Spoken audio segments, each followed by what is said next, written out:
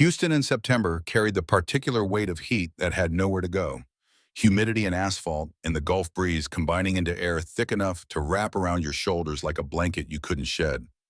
The city woke before its people did, freighted trucks rumbling along I-10 and shift workers clocking in at refineries that processed crude oil into the gasoline that would later sit in traffic jams on the very highways those workers used to reach jobs that paid just enough to keep them driving. In the museum district where glass towers reflected the pre-dawn sky, Victoria Ashford's alarm sounded at 4:45 with the precise digital chirp that had marked the beginning of every day for the past 14 years.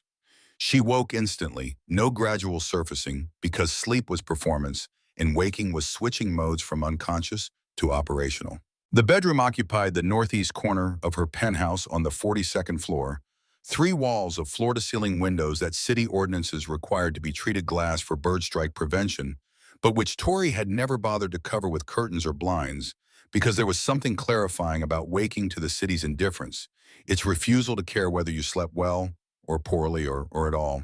The space held a bed, a nightstand, a chair where she draped tomorrow's clothes after tonight's shower, and nothing else.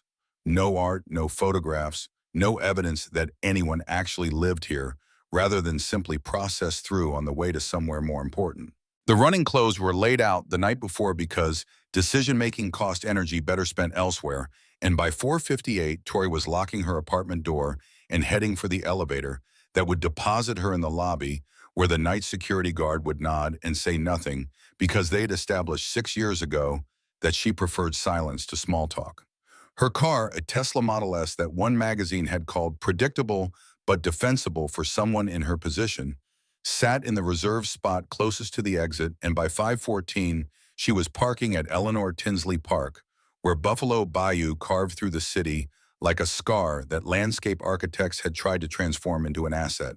The trail was mostly empty at this hour, just the hardcore runners and the homeless who'd claimed benches as temporary territory, until the Parks Department arrived to rouse them with the polite aggression that Houston deployed against people whose poverty was visible enough to bother the taxpayers.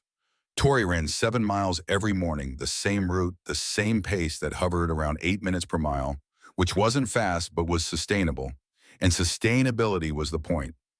She passed under the Wall Bridge, where Mexican free-tailed bats roosted in numbers that brought tourists with cameras at dusk, past the sculpture garden that never quite lived up to its ambitions, past the kayak launch, where enthusiasts pretended Buffalo Bayou was actually navigable rather than occasionally toxic, depending on what the refineries upstream were processing that week. Other runners recognized her, the woman in the Stanford hoodie, always alone, always moving like something was chasing her, even though nothing visible was there. A few nodded in the way that Houston people acknowledge familiar strangers polite, but not interested in developing actual connection, and Tori returned the gestures with the minimal effort required to not seem hostile while not inviting conversation. She'd learned this dance 16 years ago, when she'd suddenly become the widow everyone felt obligated to pity, when colleagues had wanted to talk about her feelings, and investors had questioned whether someone so young and so recently bereaved could possibly make the rational decisions that running a company required. She'd proved them wrong by making those decisions colder and harder than they would have been comfortable making themselves, and eventually they'd stopped asking about her feelings and started asking about quarterly projections instead, which was exactly the relationship Tori preferred with the world that paid her salary and expected her to justify her existence in metrics that could be graphed and analyzed and compared to the performance of the man she'd replaced after his helicopter had dropped from the sky like a stone. David Ashford had been 26 when he died, test flying a prototype rotor system he'd designed himself, despite Tori's increasingly desperate pleading that they could hire someone that he didn't need to prove his designs were safe by risking his own life, that she'd rather have a husband who trusted other people than a dead hero who trusted only himself. He'd kissed her forehead the morning of that flight and promised it would be fine, that he'd run every calculation twice and the margins were comfortable, that innovation required someone being willing to go first, and he'd rather it be him than ask someone else to take risks he wouldn't. The rotor had separated from the airframe at 830 feet during a high-stress maneuver that the test plan shouldn't have included, but which David had apparently decided to attempt because the theoretical models suggested it would work. The theoretical models had been wrong. The helicopter had auto-rotated for maybe 3 seconds before the lack of rotor control had sent it into a spin that ended when 4,800 pounds of aircraft and one brilliant aerospace engineer had impacted a field outside Ellington Airport at terminal velocity. The investigators had said death was instantaneous, which was supposed to be comforting, but mostly just meant that David had been alive and then not alive with nothing in between. No last thoughts or final words, or chance to tell Tori that he loved her one more time. She'd been 26, married for 4 years, and suddenly running a company she barely understood, while David's employees, many of whom had been his classmates at Rice, who'd known him longer and arguably better, waited to see if the widow would hold things together or if they should start updating their resumes. The board had been unanimous in their skepticism, polite in their phrasing, but clear in their expectation that Tori would serve as interim CEO until they could recruit someone with actual experience. Someone who'd been planning for this role rather than getting it because their husband had died doing something reckless that everyone had pretended was brave. That was 16 years ago. 16 years of proving daily that she belonged here, that grief didn't disqualify you from competence, that maybe the people who thought emotional detachment was weakness had never tried running a company while your husband's empty chair sat in the corner of the office because moving it felt like admitting he was really gone. The company now employed 217 people across 3 facilities, had annual revenue that flirted with the 9-figure mark, and had built a reputation for reliability and innovation that made Ashford Aviation competitive against firms with 10 times their headcount and 100 times their marketing budget. Tori had done that, not David, despite what the industry magazines sometimes implied when they called her David Ashford's widow who somehow managed to keep his dream alive. She'd done it by learning aerospace engineering from the ground up, by sitting through night classes at University of Houston while running the company during the day, by reading every technical manual and every failed test report until she could diagnose problems as well as the engineers she employed. She'd done it by accepting that loneliness was the price of authority, and that the alternative, being vulnerable and human and connected to people who might leave or die or decide she wasn't worth the effort, was considerably more expensive than the isolation she'd chosen. The run ended at 6:43, Tori's legs burning in the satisfying way that meant she'd pushed hard enough to quiet her thoughts, and she drove home to shower and dress and prepare for the day that would either save the company or begin the process of its collapse, depending on whether a helicopter decided to cooperate. The Galveston Coast Guard contract was worth $62 million over 3 years, with options for renewal that could double that, and the demonstration flight was scheduled for 2 p.m. at a facility where procurement officers who'd seen 1,000 pitches would watch the H-145 either perform flawlessly or confirm their suspicion that Ashford Aviation was too small to handle contracts this large. Everything depended on that helicopter. And Tori had learned from David's death that sometimes the things you depended on most were exactly the things that would fail you at the worst possible moment. Across the city in the Gulfton neighborhood where rent was calculated by the square foot and every square foot mattered, Jackson Reeves woke to his daughter singing in the kitchen with the enthusiasm that 8-year-olds deployed when they'd forgotten that other people might be sleeping. The song was something from a Disney movie Emma had watched 17 times, the lyrics slightly wrong in ways that had stopped bothering Jack years ago because his daughter's joy was more important than accuracy, and the fact that she was singing at 5 in the morning on a Monday meant she was happy and working on something and probably completely unaware that the rest of the world wasn't ready for this level of energy yet. Their apartment occupied the second floor of a duplex that had been built in the 1970s, when Houston still thought it might successfully integrate different economic classes in the same neighborhoods, a theory that had failed almost immediately, but which had left behind pockets like Gulfton, where working people could still afford rent if they didn't mind the AC that rattled and the plumbing that groaned and the general sense that everything was one breakdown away from expensive. Jack paid $1,100 monthly for 2 bedrooms, a bathroom where the tile grout had turned permanent gray, despite his best efforts, a kitchen barely large enough for 2 people to occupy simultaneously, and a living room that Emma had colonized with her robotics project spread across every available surface. The robot currently dominated the kitchen table, a sprawl of Arduino boards and salvaged motors and hand-soldered circuits that represented 3 months of Emma's focused effort and Jack's pride in a daughter who'd inherited her mother's brilliance without inheriting the depression that had made that brilliance unsustainable. Lightfinder. Emma called it the name printed in careful letters on a label she'd made with their ancient label maker. And the device's purpose was simultaneously simple and ambitious. Navigate any space by seeking the brightest light source, which Emma explained would be useful for search and rescue, because people in collapsed buildings should signal rescuers with flashlights, and wouldn't it be great if a robot could find them automatically?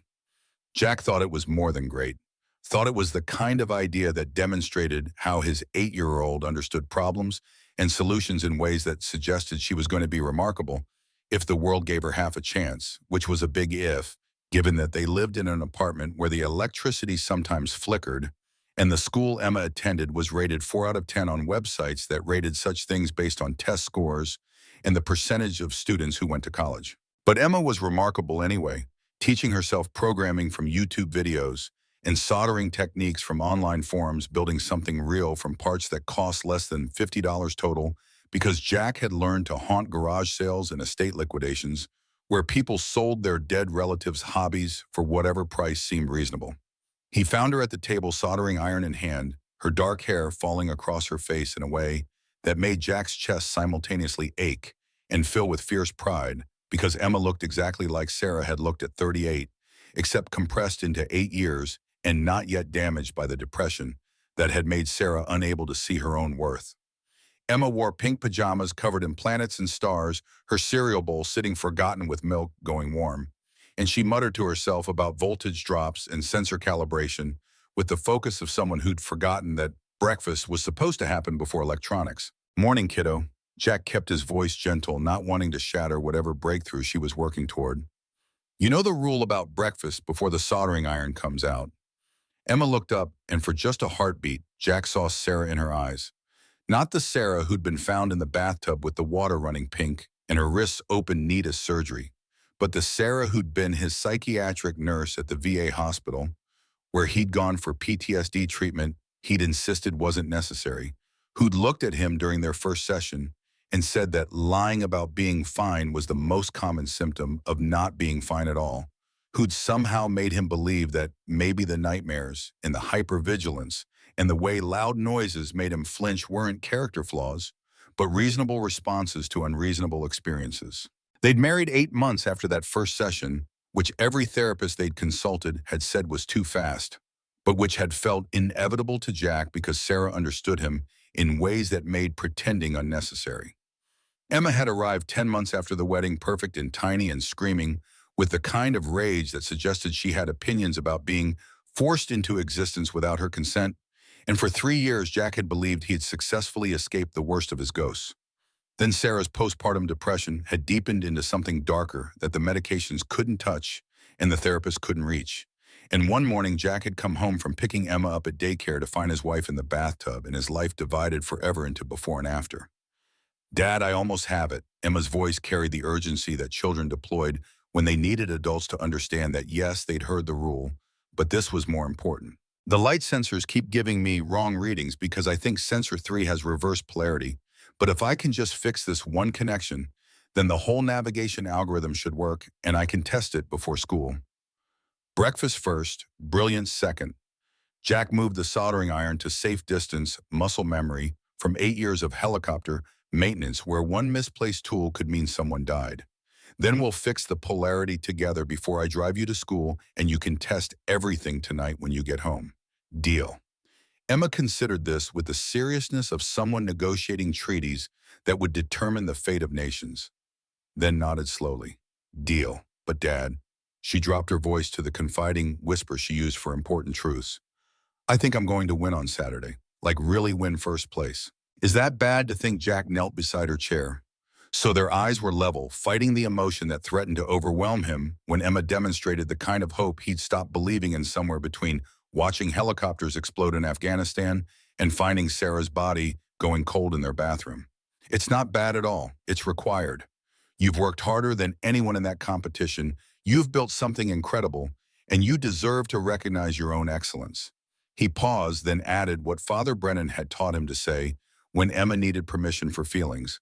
"And even if you don't win, which I think you will, Being proud of your work isn't arrogant, it's just honest. Emma nodded solemnly, then slid off her chair to finish the cereal that was now more milk than cereal and probably lukewarm besides. Jack made coffee in the ancient percolator that Sarah had bought at a garage sale their first month together, the one that had stopped making consistent temperature somewhere around 2016, but which Jack couldn't bring himself to replace because it was one of the few physical objects that still carried her presence without the weight of her absence crushing him. The coffee came out somewhere between acceptable and punishing, depending on the day's luck, and Jack had learned to just drink whatever resulted because consistency was overrated, and the people who survived were the ones who adapted rather than demanding the world cooperate with their preferences. He'd learned that in the Army, where he'd enlisted at 22 with a mechanical engineering degree from University of Houston, and a burning need to prove to his father, a machinist, who'd never quite believed his middle son would amount to anything, that some people were capable of more than the minimum. The military had been good to Jack, better than he'd had any right to expect. They'd sent him to Warrant Officer School, trained him as an aircraft maintenance technician, given him responsibility for keeping Blackhawks and Apaches flying in conditions that should have grounded anything with rotors. By 30, he'd been decorated twice, commended 4 times, and had developed a reputation as the guy who could fix anything if you gave him time and didn't ask too many questions about whether his methods strictly adhered to the technical manuals. Then he'd met Sarah at the VA hospital, where he was being treated for PTSD symptoms he'd convinced himself weren't that serious, and she'd looked past the uniform to the scared kid underneath who'd watched too many friends die in helicopters he'd maintained. They'd married fast, had Emma faster, and for 3 years Jack had believed love and fatherhood were sufficient armor against the memories that woke him at 3 a.m. with his heart racing and his hands reaching for weapons that weren't there. Then Sarah's postpartum depression had become something darker and more permanent, and one morning Jack had realized that all his training in keeping machines functioning had taught him nothing about keeping humans alive when they'd decided they didn't want to be. He'd left the military 3 weeks after Sarah's funeral, honorable discharge, and strong references and immediate job offers from every aviation company in Houston, because decorated warrant officers with 8 years of combat maintenance experience were exactly what the industry wanted. Jack had turned them all down and taken the night janitor position at Ashford Aviation instead, 11 p.m. to 7 a.m. for $16.50 hourly, plus health insurance that covered Emma's asthma medications, and the therapy sessions Father Brennan had insisted she needed to process her mother's death. The job let Jack drop Emma at school every morning, sleep until pickup time, help with homework, make dinner, read bedtime stories, and be present in ways that contracting work or regular maintenance shifts would have made impossible. It wasn't the life he'd planned, wasn't even close to what his younger self would have imagined when he'd enlisted with dreams of using his engineering degree to design aircraft rather than cleaning the facilities where other people designed them. But it was honest work that kept Emma fed and housed and safe, and that was sufficient even when Jack's hands remembered the feeling of torque wrenches and precision tools and the satisfaction of making broken things work again. Except lately sufficient had started feeling like a word people used when they'd given up on good, and watching Emma solder under a desk lamp that flickered because their building's wiring dated to the Nixon administration had made Jack increasingly angry at a world that gave some kids private tutors and personal laptops, while his daughter made do with YouTube videos and tools from Harbor Freight. The STEM lab at Landale Elementary was supposed to provide Emma and kids like her with equipment their families couldn't afford: proper lighting and soldering stations, and 3D printers that turned digital designs into physical reality. 3 weeks ago, the lab had been closed for electrical repairs that the district kept promising would be finished soon, and soon kept getting redefined as later. And meanwhile, Emma was competing against kids whose parents could afford to buy them whatever they needed. She deserved better, deserved the same resources as children whose zip codes and parents' income determined whether they got opportunities or just got by.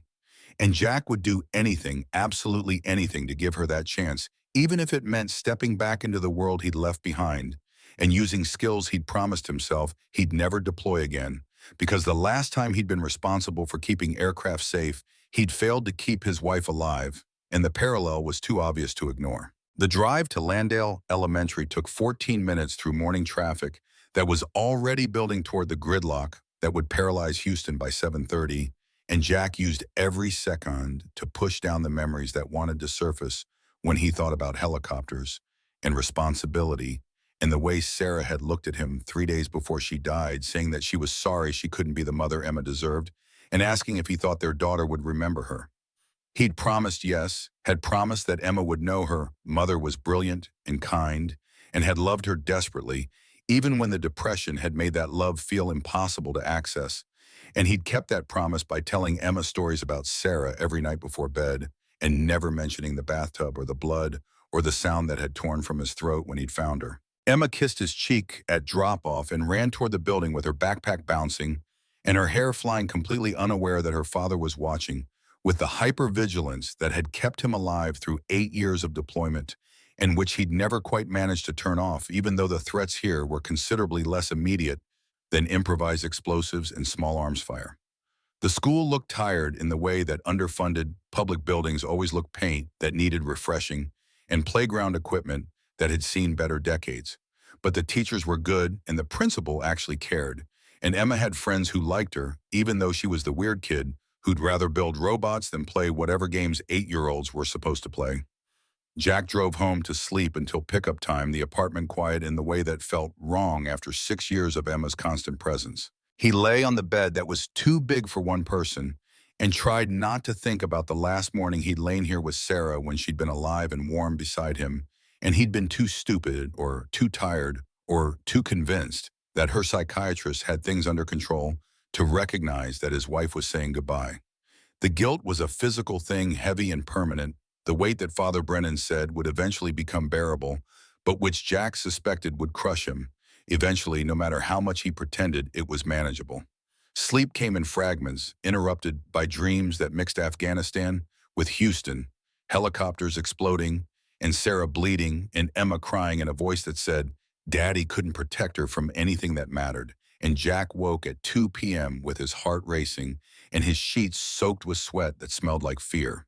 The nightmares were less frequent than they'd been right after Sarah died, but they were no less vivid, and the therapist he'd seen exactly twice before deciding therapy was for people who wanted to talk about their problems rather than just surviving them, had said that PTSD didn't heal so much as you learned to live with it the way you lived with old injuries that ached when the weather changed. He showered cold because the hot water heater in their building worked intermittently, dressed in the clothes he'd wear tonight to clean Ashford Aviation's floors, and drove to pick up Emma, who came out of school chattering about fractions, and the substitute teacher who'd accidentally played her vacation videos instead of the science documentary they were supposed to watch. Jack listened with the focus that parenting required, asking questions that proved he cared without being so involved that Emma felt interrogated. And by the time they got home, his daughter was explaining in detail exactly how she planned to fix the polarity issue on sensor 3. They worked together at the kitchen table, Jack holding the circuit board steady while Emma soldered with the concentration of a surgeon performing delicate work.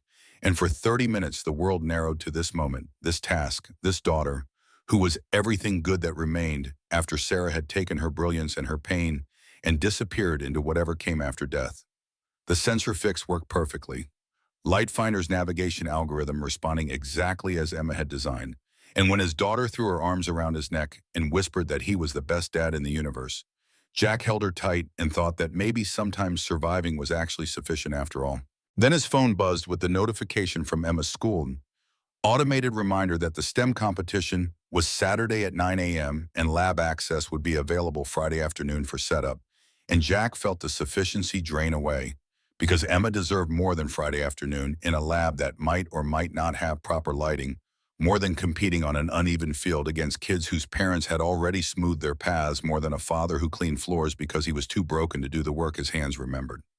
He kissed Emma's forehead, told her to work on her competition presentation while he made dinner, and tried not to think about the fact that everything he'd built over 6 years, the quiet life, the invisibility, the careful distance from the world that had failed to save Sarah, was probably about to collapse because he'd seen something wrong with a helicopter and couldn't make himself look away. That was his fatal flaw, Father Brennan had told him once. The inability to ignore problems even when solving them would cost him everything. Jack had argued that noticing things was what kept people alive, that looking away was how helicopters crashed and Marines died and wives slipped away in bathtubs, while their husbands were too focused on survival to see that the person who needed saving most was right beside them. Father Brennan had just nodded in the way that meant he'd made his point without needing to argue it further, and Jack had left confession feeling more burdened than absolved, but also somehow less alone because at least one person in the world understood that competence was often indistinguishable from curse. Monday became Tuesday, and Tuesday became the morning when everything Jack had carefully constructed over 6 years began unraveling.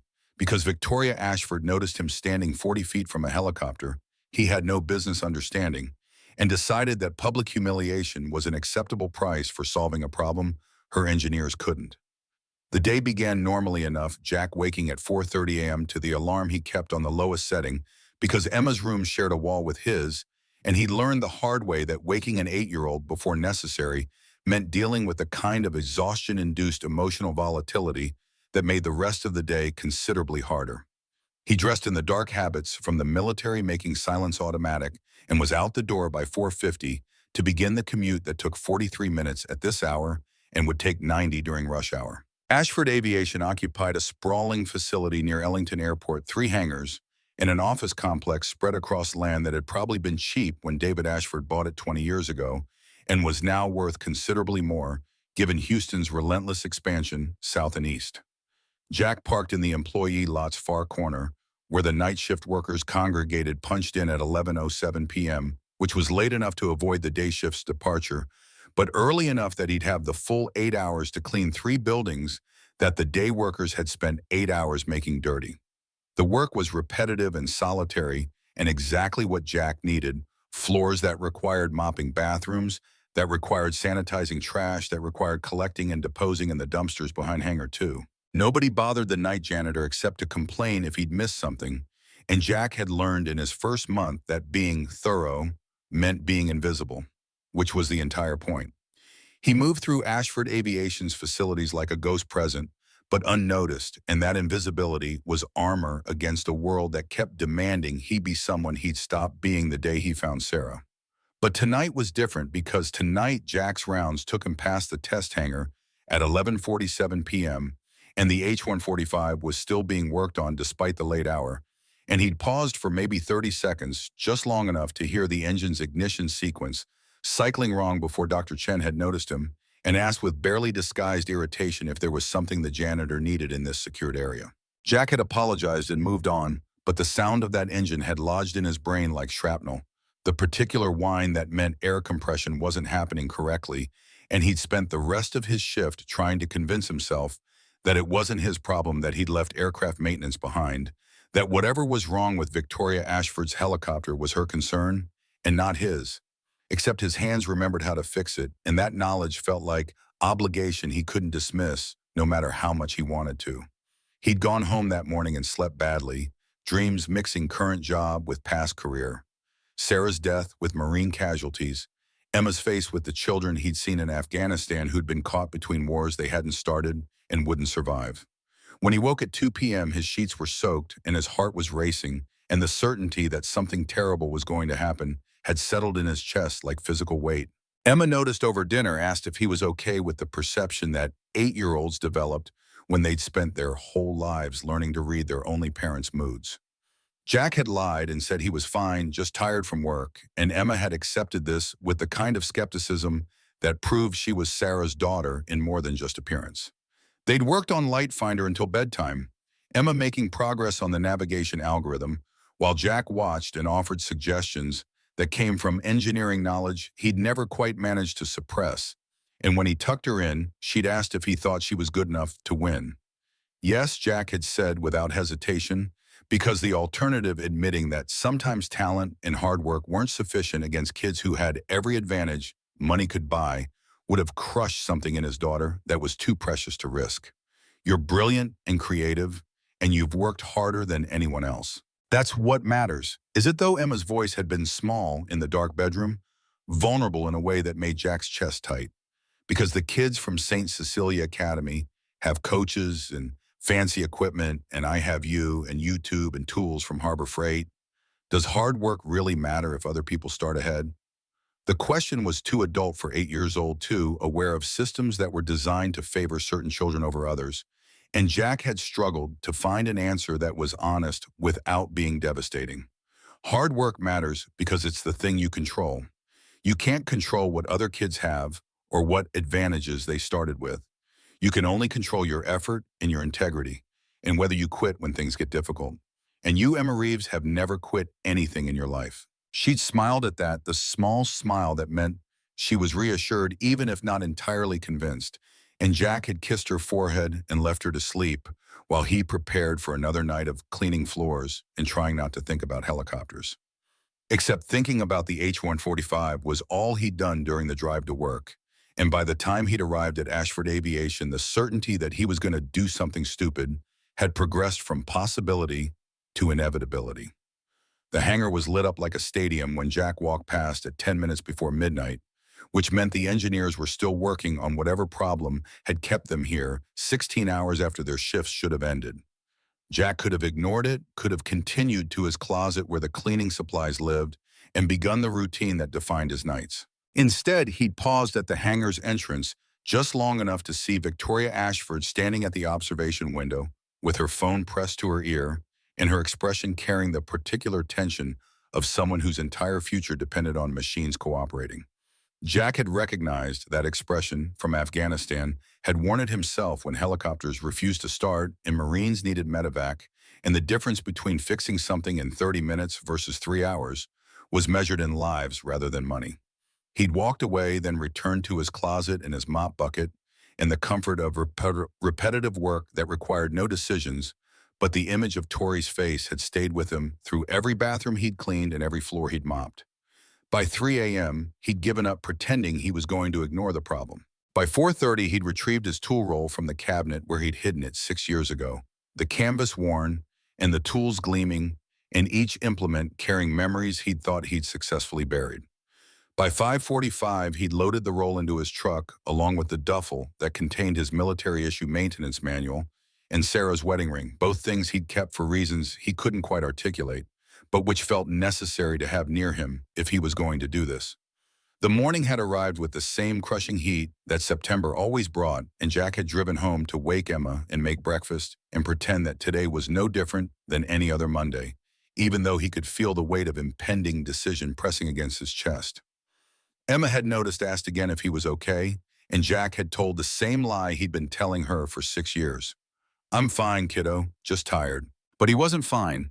And he wasn't just tired, and by the time he dropped Emma at school and returned to their apartment to sleep, Jack knew with absolute certainty that tonight he was going to step back into the world he'd left behind, and that decision was going to cost him the invisibility that had been his only protection against a world that demanded more than he had left to give. He slept 3 hours plagued by nightmares, showered in water that never got properly hot, and dressed in the work clothes that marked him as someone whose hands were useful even if his presence was ignorable. The drive to Ashford Aviation at 11 a.m., middle of the day shift, when he normally wasn't there, felt like crossing a border into territory he'd been warned to avoid, and Jack parked in the visitor lot because using the employee lot during hours when he shouldn't be present would raise questions he wasn't prepared to answer. The tool roll was heavy across his shoulder, the duffel heavier in his hand, and Jack walked toward the test hangar with the sick certainty that he was about to change his life in ways that couldn't be undone. Father Brennan had told him once that the moments that mattered most were the ones where you chose between comfortable lies and difficult truths, and Jack had always thought that was the kind of thing priests said because they didn't have to live with the consequences of telling the truth.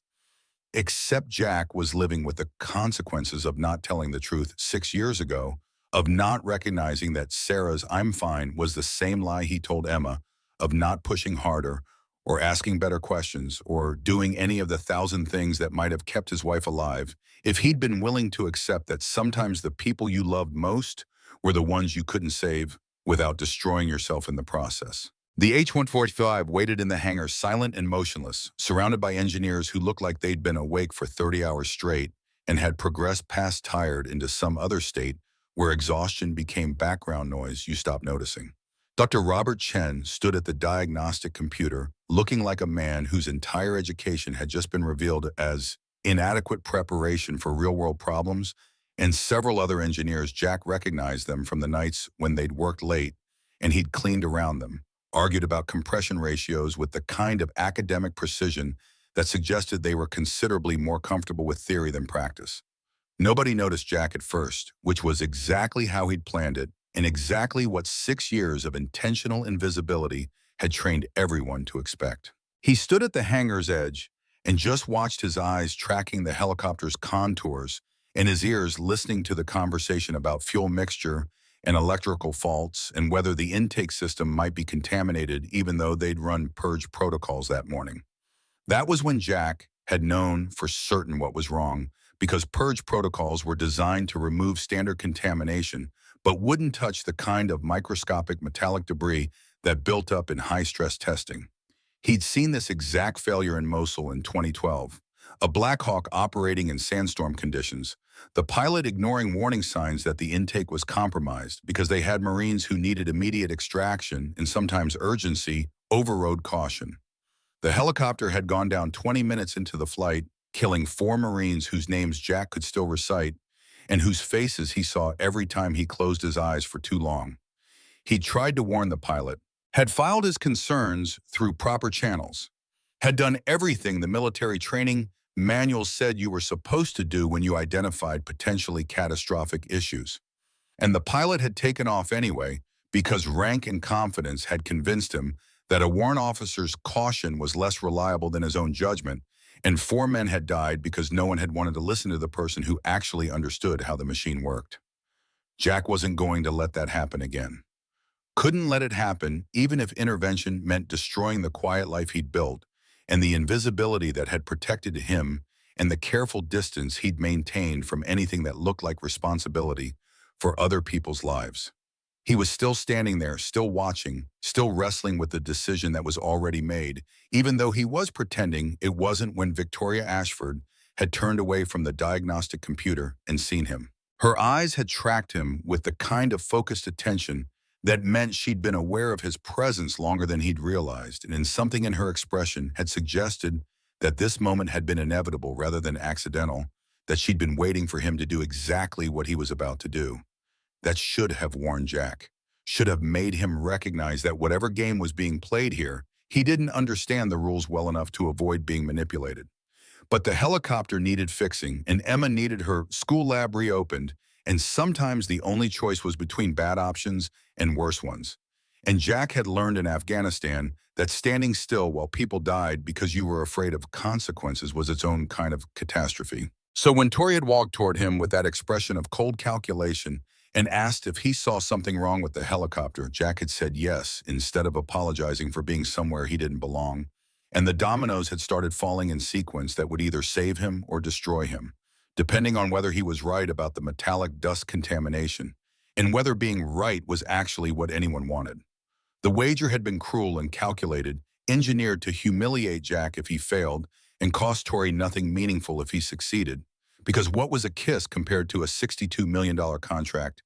And Jack should have walked away right then, should have recognized that people who made those kinds of bets were people who saw other humans as tools to be used rather than individuals deserving respect. But he'd thought about Emma soldering under that flickering lamp about the competition Saturday, where she'd compete against kids who had everything while she had YouTube, and hope about the fact that if he didn't fix this helicopter, then Tori Ashford wasn't going to waste time fixing Emma's school lab when she had a company collapsing around her. So Jack had agreed to terms that were designed to destroy him, had gone to his truck to retrieve tools he'd sworn he'd never use again, had carried the weight of Sarah's wedding ring, and 6 years of deliberate invisibility back into a hangar where 50 people were about to discover that the janitor they'd ignored was someone entirely different than they'd assumed. Chen had protested invoking regulations about certified personnel and insurance liability, and Tori had overridden him with the casual authority of someone who'd spent 16 years making decisions that other people questioned until her track record proved she was usually right.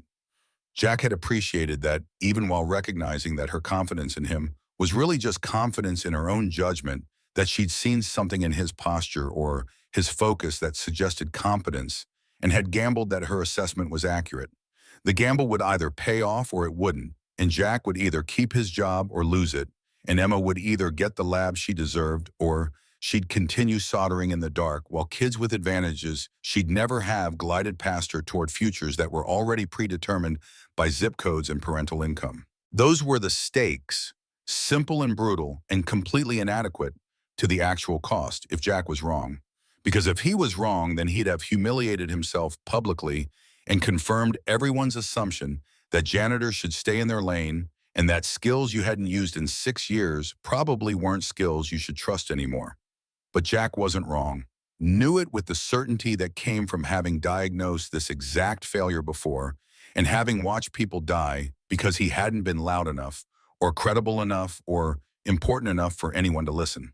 This time he was going to be all three, and if that meant ending 6 years of careful invisibility, then that was the price for giving Emma what she deserved and preventing whatever catastrophe would happen if the H-145 failed during the demonstration flight with procurement officers aboard. The tools came out of the roll with the same familiar weight they'd always had, each implement carrying its own history of repairs and desperate fixes, and the particular satisfaction of making broken things work. The torque wrench had kept a Black Hawk flying in Kandahar when the rotor assembly had been hit by small arms fire, and Jack had 40 minutes to make it airworthy before the medevac window closed. The precision screwdrivers had saved an Apache's electrical system during a dust storm that had fried half the instruments and left Jack working blind, with sand abrading his hands while he traced shorts by feel rather than sight. The borescope he'd won in a poker game from a Navy technician who'd insisted it was worthless and then cursed when Jack used it 3 days later to diagnose a fuel line contamination that ground radar had missed. Each tool was a story, and all the stories ended the same way: Jack fixing something that needed fixing because that was what he did, what he'd always done, what he apparently couldn't stop doing, no matter how much he wanted to just be invisible and safe and separate from the world that kept demanding he be useful. The engineers watched with expressions ranging from skeptical to curious, and Jack worked with the focus that came from knowing that one mistake could cascade into catastrophic failure. The engine cowling came off in the specific sequence that prevented warping 6 bolts in the order that David Ashford had calculated 16 years ago, and which was still optimal despite various engineers over the years suggesting improvements that usually just introduced new problems. The bolts went onto a clean work cloth in order so reassembly would reverse the process exactly, and already Jack could see a few engineers exchanging glances that suggested they'd noticed the professional precision that didn't match their assumptions about janitors.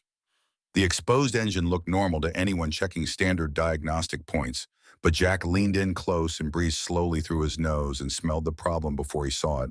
Hot metal with the sharp tang that came from microscopic particles abrading surfaces they shouldn't touch. He'd smelled it, and Mosul had tried to explain to the pilot that sometimes your nose was more reliable than instruments. And the pilot had laughed and said that warrant officers who trusted smell over sensors probably weren't qualified to make judgment calls about flight readiness. 4 Marines had died because of that confidence, and Jack had lived with their names for 12 years. Corporal James Whitmore Lance, Corporal Andre Santos, Private First Class Chen Sergeant Michael Rodriguez, 22, 1918, 26. James had been married 3 months. Andre had a daughter who'd turned 2 the week before deployment. Chen had been writing a novel about the war that would never get finished. Rodriguez had been planning to propose to his girlfriend when he got home. All of them dead because no one had wanted to believe that sometimes the person who fixed the machines understood them better than the people who flew them. Jack wasn't going to let it happen again. He removed the intake plenum housing the procedure requiring disconnection of 12 sensors and 3 hydraulic lines in exact sequence, because getting it wrong meant flooding the engine bay or shattering components that cost more than Jack earned in 6 months. 43 minutes of precision work, his hands moving through procedures he'd practiced until they were more reflex than thought, engineers watching with the attention of people witnessing something they'd need to explain later. Imran Desai approached with his phone camera recording, asked where Jack had learned to work like this, and the answer came out before Jack could stop it. Warrant Officer 2 Army Aviation Maintenance, 8 years in Iraq and Afghanistan, seen this failure mode before it killed 4 people the first time. The information landed like an explosive device, engineers exchanging glances that communicated entire conversations without words. And from the observation deck, Tori had gripped the railing hard enough that her knuckles went white because whatever she'd expected from the janitor, it apparently wasn't this. Jack felt the shift in the room, the sudden awareness that he'd just revealed himself in ways that couldn't be taken back. And for a moment, the old panic threatened to overwhelm him. The fear that people would ask questions he couldn't answer, would probe wounds that hadn't healed, would expect him to be the person he'd been before Sarah died, instead of the ghost he'd become after. But the H-145 still needed fixing, and Emma still needed her lab. And sometimes survival meant pushing through panic because stopping meant dying, and Jack had already survived too much to quit now. He removed the pressure chamber, housing photographed the metallic dust contamination that proved he'd been right, began the cleaning process that would take another hour of patient work. Around him, the engineers formed a loose semicircle, no longer skeptical, no longer dismissive, just watching someone demonstrate competence they hadn't known existed in a person they'd spent 6 years ignoring. By 1:34 p.m., Jack was reassembling components with the same precision that had characterized disassembly, each connector in correct sequence, each sensor calibrated, each hydraulic line torqued to David Ashford's exact specifications. His shirt was soaked, despite the hangar's air conditioning. His shoulders ached from angles that weren't natural. His hands trembled with adrenaline that hadn't fully dissipated since he'd agreed to this wager that was either going to save Emma's future or destroy the quiet life Jack had built from the wreckage of his family. He finished at 1:47 p.m., 13 minutes ahead of Tori's deadline, and stepped back from the H-145 with the exhaustion that came from high-stakes work where failure meant people died. The helicopter was ready. Jack knew it with certainty that transcended hope or fear, knew it because his hands had done this thousands of times and muscle memory was more reliable than conscious thought. "Test it," Jack said to Dr. Chen, his voice rougher than intended. "If I'm wrong, fire me and I'll leave quietly. If I'm right." The sentence trailed off because Jack didn't actually know what would happen if he was right, hadn't planned past this moment, hadn't considered that success might be more complicated than failure. Tori descended from the observation deck and headed directly for the helicopter, her movements carrying the brisk efficiency of someone who'd stopped deliberating and started acting. She climbed into the pilot's seat without asking questions or acknowledging the engineers, just fastened her harness and reached for the ignition, while 50 people held their breath and waited to see if the janitor had just saved the company or hastened its collapse. The key turned. The starter motor engaged. The turbine began to spin slow, then faster, the particular sound Jack had heard thousands of times in contexts considerably less comfortable than a climate-controlled hangar. The rotor trembled, rotated, gained momentum. The engine note deepened from whine to roar, and the H-145 lifted 6 inches off the ground with the stable precision that distinguished Ashford Aviation's modifications from standard models. 10 seconds of hovering, Tori testing the engine under load, confirming the fix was real rather than temporary. Then she settled the helicopter back down, wound down the systems, shut off the engine. The silence that followed felt different than before, charged with implications nobody quite knew how to navigate.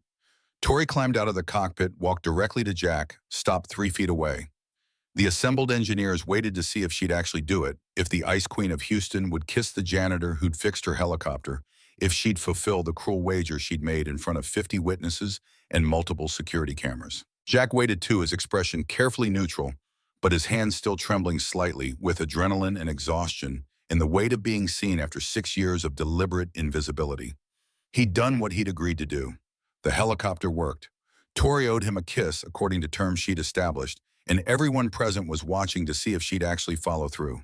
But Jack didn't want the kiss, didn't want anything that would complicate the straightforward transaction he'd imagined: fix the helicopter, get Emma's lab reopened, return to invisibility, before anyone could ask questions that would require him to explain why a decorated warrant officer was cleaning floors for minimum wage.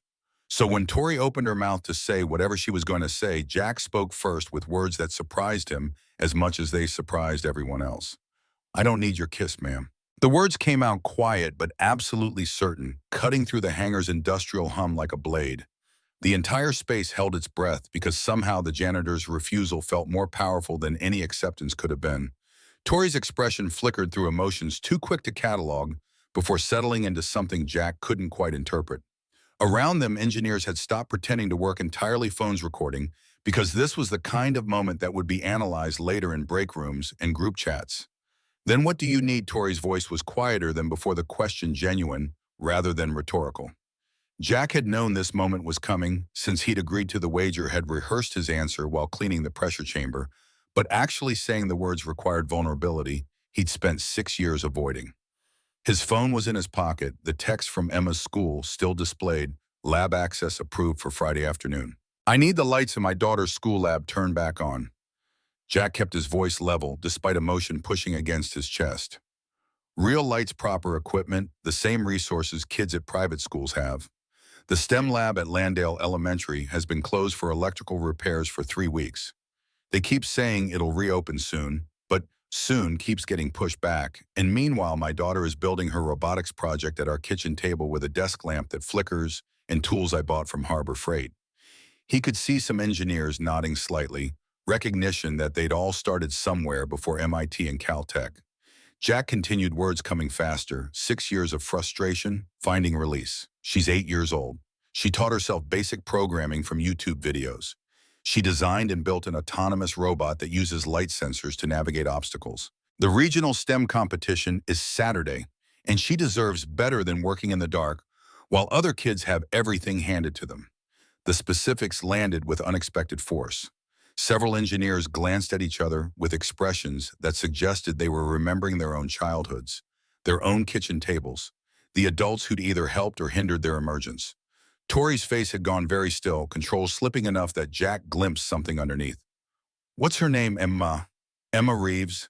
Jack pulled out his phone, held up the screen, showing Emma at their kitchen table 3 nights ago, soldering iron in hand, tongue poking out in concentration, the desk lamp's flickering light casting shadows across her determined face. She wants to be an aerospace engineer. Wants to design helicopters that don't crash and kill the pilots. She doesn't know that's what happened to her mother.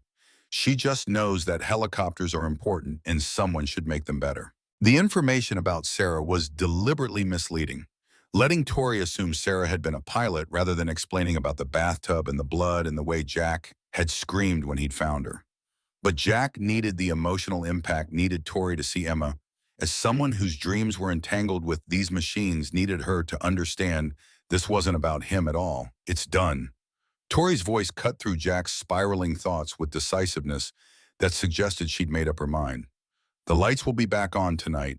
Full equipment access, not just whatever minimal setup the district was offering. She pulled out her phone and dialed a number from memory. Ramon Victoria Ashford. I need you to handle an emergency repair at Landale Elementary School in Houston. Their STEM lab has been offline for 3 weeks. The person on the other end started to speak, but Tori cut them off. I don't care about permit timelines or union regulations. Pull electricians from the medical center project if you have to. I want that lab fully operational by 8 p.m. tonight with full equipment verification. Bill it to my personal account, not company expenses. She ended the call and looked at Jack with an expression he still couldn't read. Your daughter will have her lab. You have my word. Then something in her face shifted, became more guarded.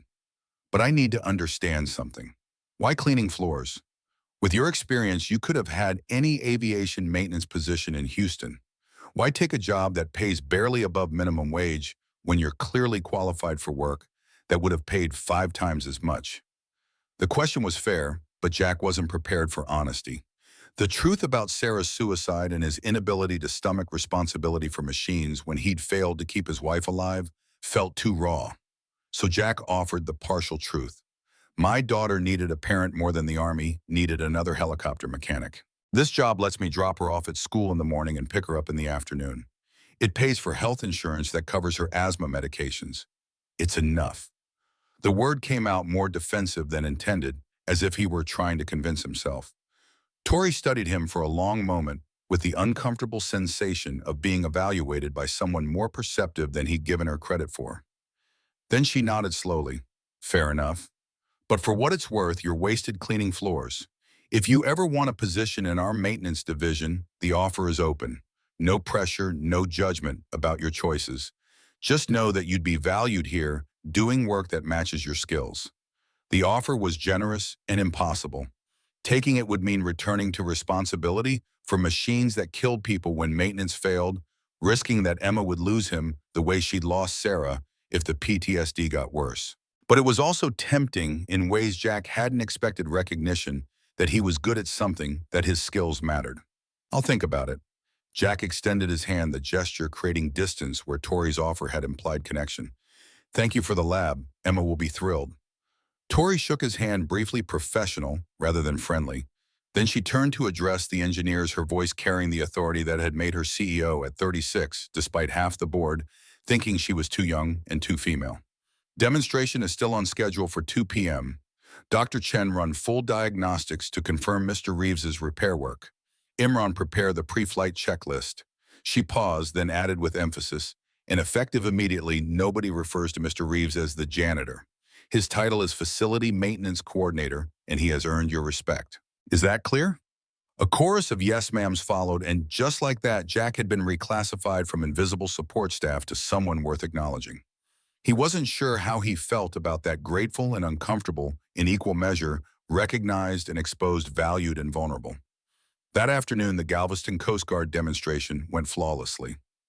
The H-145 performed exactly as designed, impressing the procurement officers enough that they signed the contract modification on site, adding 2 additional helicopters to the original order.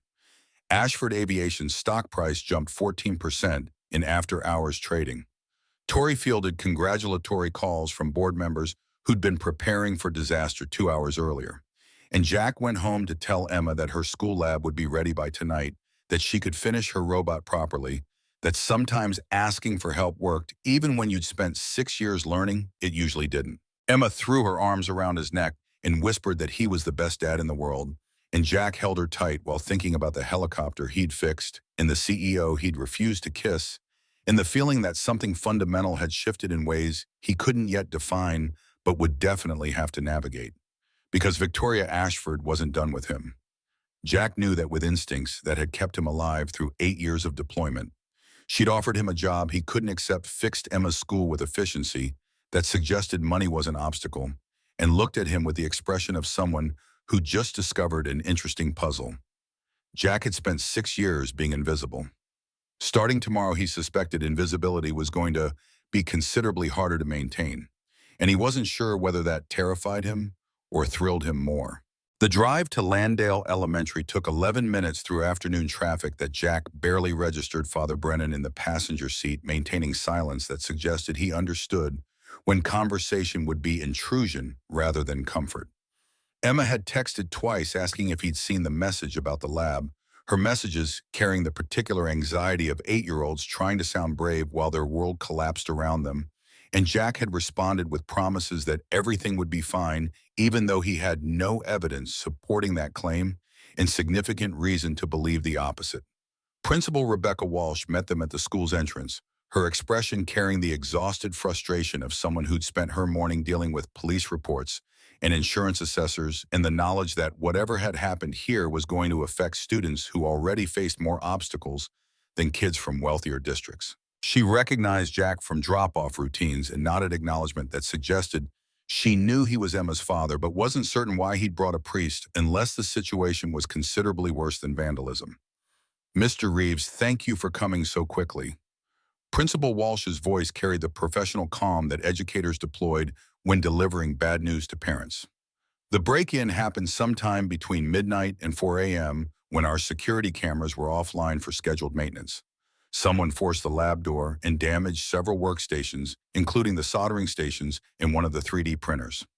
We're still assessing the full extent, but I wanted parents notified immediately given the competition Saturday. Is Emma's project affected? Jack asked the question that mattered most, the only detail that would determine whether this was manageable inconvenience or complete catastrophe. Principal Walsh hesitated in the way that meant the answer was yes, but she was trying to find diplomatic phrasing. Several students' projects were stored in the lab overnight. Some appear undamaged. Others, she let the sentence trail off with expression that completed the thought, and Jack felt his chest tighten with the sick certainty that Emma's 3 months of work had just been destroyed by someone who'd probably spent 30 seconds smashing things without considering that each broken component represented hours of careful assembly. Can I see it? Jack kept his voice level despite the anger building behind his sternum because Principal Walsh was trying to help, and directing fury at her would accomplish nothing except making this harder for everyone. Please, I need to know what we're dealing with before I tell Emma. The lab looked like a small war had been fought there and lost. Overturned chairs and scattered components, in the particular destruction that came from someone swinging something heavy at surfaces that had been pristine 3 days ago when Tori's electricians had finished the renovation. The new LED panels were intact, but several workstations showed impact damage, and in the corner where Emma had stored Lightfinder the night before, Jack found his daughter's robot lying in pieces that suggested someone had either stepped on it deliberately or knocked it off the table with force sufficient to shatter the Arduino housing and disconnect most of the wiring Emma had spent weeks soldering perfectly. Father Brennan stood beside Jack and said nothing, his presence serving as ballast against the rage that threatened to overwhelm Jack's carefully maintained control. This was why he'd chosen invisibility, why he'd spent 6 years avoiding situations where his competence would be noticed and his visibility would create complications that affected Emma. Someone had done this, whether deliberately targeting his daughter or just randomly destroying whatever was convenient, and the direct line between Monday's helicopter repair and Wednesday's vandalism was too obvious to ignore, even if proving causation was impossible. Can it be repaired? Father Brennan asked the question that Jack's brain was already processing, engineer's assessment, running through damaged components, and calculating whether 3 days was sufficient time to restore functionality or whether Emma's competition hopes had just been eliminated by someone's cruelty. Jack knelt beside the scattered pieces and began the mental inventory that military training had made automatic Arduino board cracked but possibly functional if the critical traces hadn't separated motor mounts broken and would need replacement, sensor array intact, but recalibration required wiring harness completely destroyed and would need to be rebuilt from scratch. 40 hours of work minimum if he had all the necessary parts immediately available, which he didn't, because the motors and sensors had been salvaged from components that couldn't be easily replaced. Maybe. Jack heard the doubt in his own voice, the engineer's honesty that preceded promising things you couldn't deliver. If I can source replacement parts by tomorrow and work through tomorrow night, there's a chance. But it's going to be close, and even if we get it functional, I don't know if Emma will have time to test it properly before Saturday morning. Principal Walsh moved closer, her expression shifting from administrative concern to something more personal. Mr. Reeves, I want you to know that we take security very seriously, and this kind of vandalism is not representative of our community. The police are investigating, and we're reviewing whether the timing of the camera maintenance was coincidental or if someone knew when surveillance would be offline. She paused as if deciding whether to continue. Several parents have suggested that the lab upgrade might have made us a target for thieves looking for expensive equipment to steal and resell, but nothing was actually taken. This appears to have been destruction for its own sake. The information should have been reassuring, but instead made Jack's suspicion deepen because random vandalism usually involved theft, teenagers breaking in to steal laptops or tools they could fence for drug money, rather than just smashing things and leaving.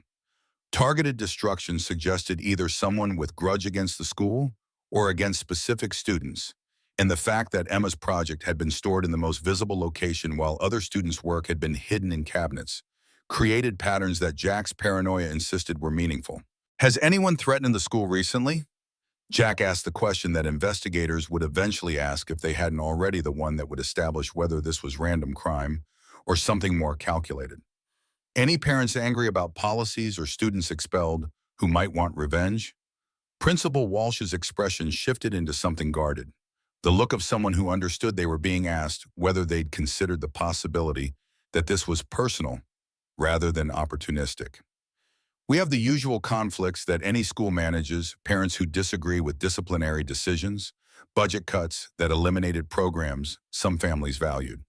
Nothing that rose to the level of explicit threats, but I'll be providing that information to the police as they request it. The diplomatic answer told Jack exactly nothing, while confirming that Principal Walsh had probably already considered the same possibilities he was exploring and had decided that sharing details with parents wasn't appropriate until investigations concluded. He nodded acknowledgement and turned back to Lightfinder's scattered remains, cataloging what could be salvaged and what would need replacement and whether the timeline was even remotely feasible, given that he'd need to work his regular shift tonight and still somehow source parts and rebuild Emma's project before Saturday morning.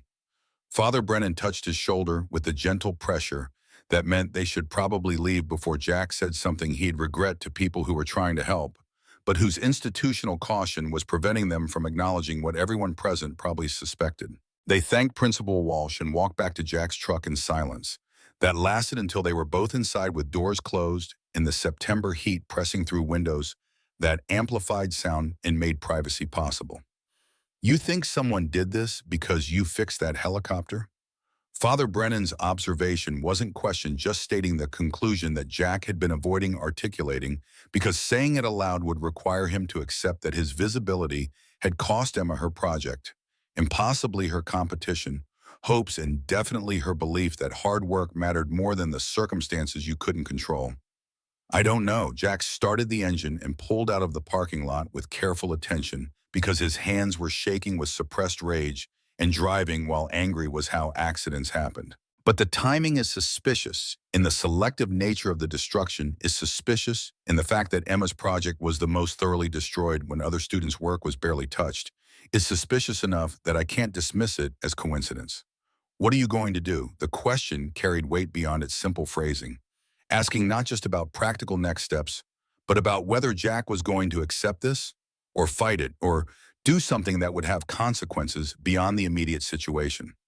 Jack didn't answer immediately, his mind running through scenarios that ranged from calling Tori to demand she investigate whether board members had escalated their pressure, beyond asking him to return to invisibility, to going to the police with suspicions he couldn't prove, to just accepting that this was the cost of being noticed and trying to rebuild Emma's project without making the situation worse. Each option had downsides that affected people beyond himself. Emma would be devastated if she knew her father suspected her project had been targeted. Tori would face additional board pressure if Jack accused them of criminal behavior without evidence. And law enforcement would reasonably ask why a janitor thought vandalism at his daughter's school was connected to repairing a CEO's helicopter 3 days earlier. I'm going to fix Emma's robot. Jack heard the certainty in his voice, even though he hadn't consciously decided this was the right answer, the words emerging from someplace that predated rational analysis. I'm going to source the parts she needs, rebuild what was destroyed, and make sure my daughter competes on Saturday morning with a functional project that demonstrates her brilliance regardless of who tried to stop her. And then I'm going to figure out whether this was random or targeted. And if it was targeted, I'm going to make sure the people responsible understand that destroying an 8-year-old's dreams has consequences. The declaration felt simultaneously righteous and potentially catastrophic, the kind of commitment that would either vindicate Jack's instincts or confirm that his tendency towards seeing patterns in chaos was just paranoia dressed up as protection. Father Brennan nodded slowly with expression that suggested he approved of the first part, even while having reservations about the second. Be careful that righteous anger doesn't become self-destructive pride. The priest's voice carried warning without judgment. There's a difference between protecting your daughter and using her situation as justification for battles you want to fight for your own reasons. Make sure you know which one you're actually doing before you start making accusations that can't be taken back.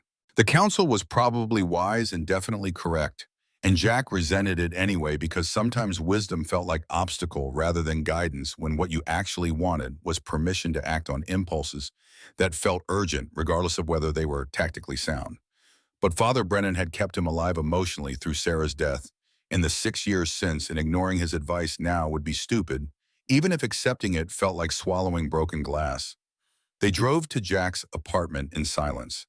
Father Brennan declining offer to come inside with the excuse that he had evening mass to prepare for, but which probably had more to do with giving Jack space to process before Emma came home. Jack sat in his truck after the priest left and tried to organize his thoughts into something resembling plan rather than just rage looking for target, and eventually his hands stopped shaking enough that he could pull out his phone and make the calls that would either save Emma's competition or confirm that some fights couldn't be won by people with his resources.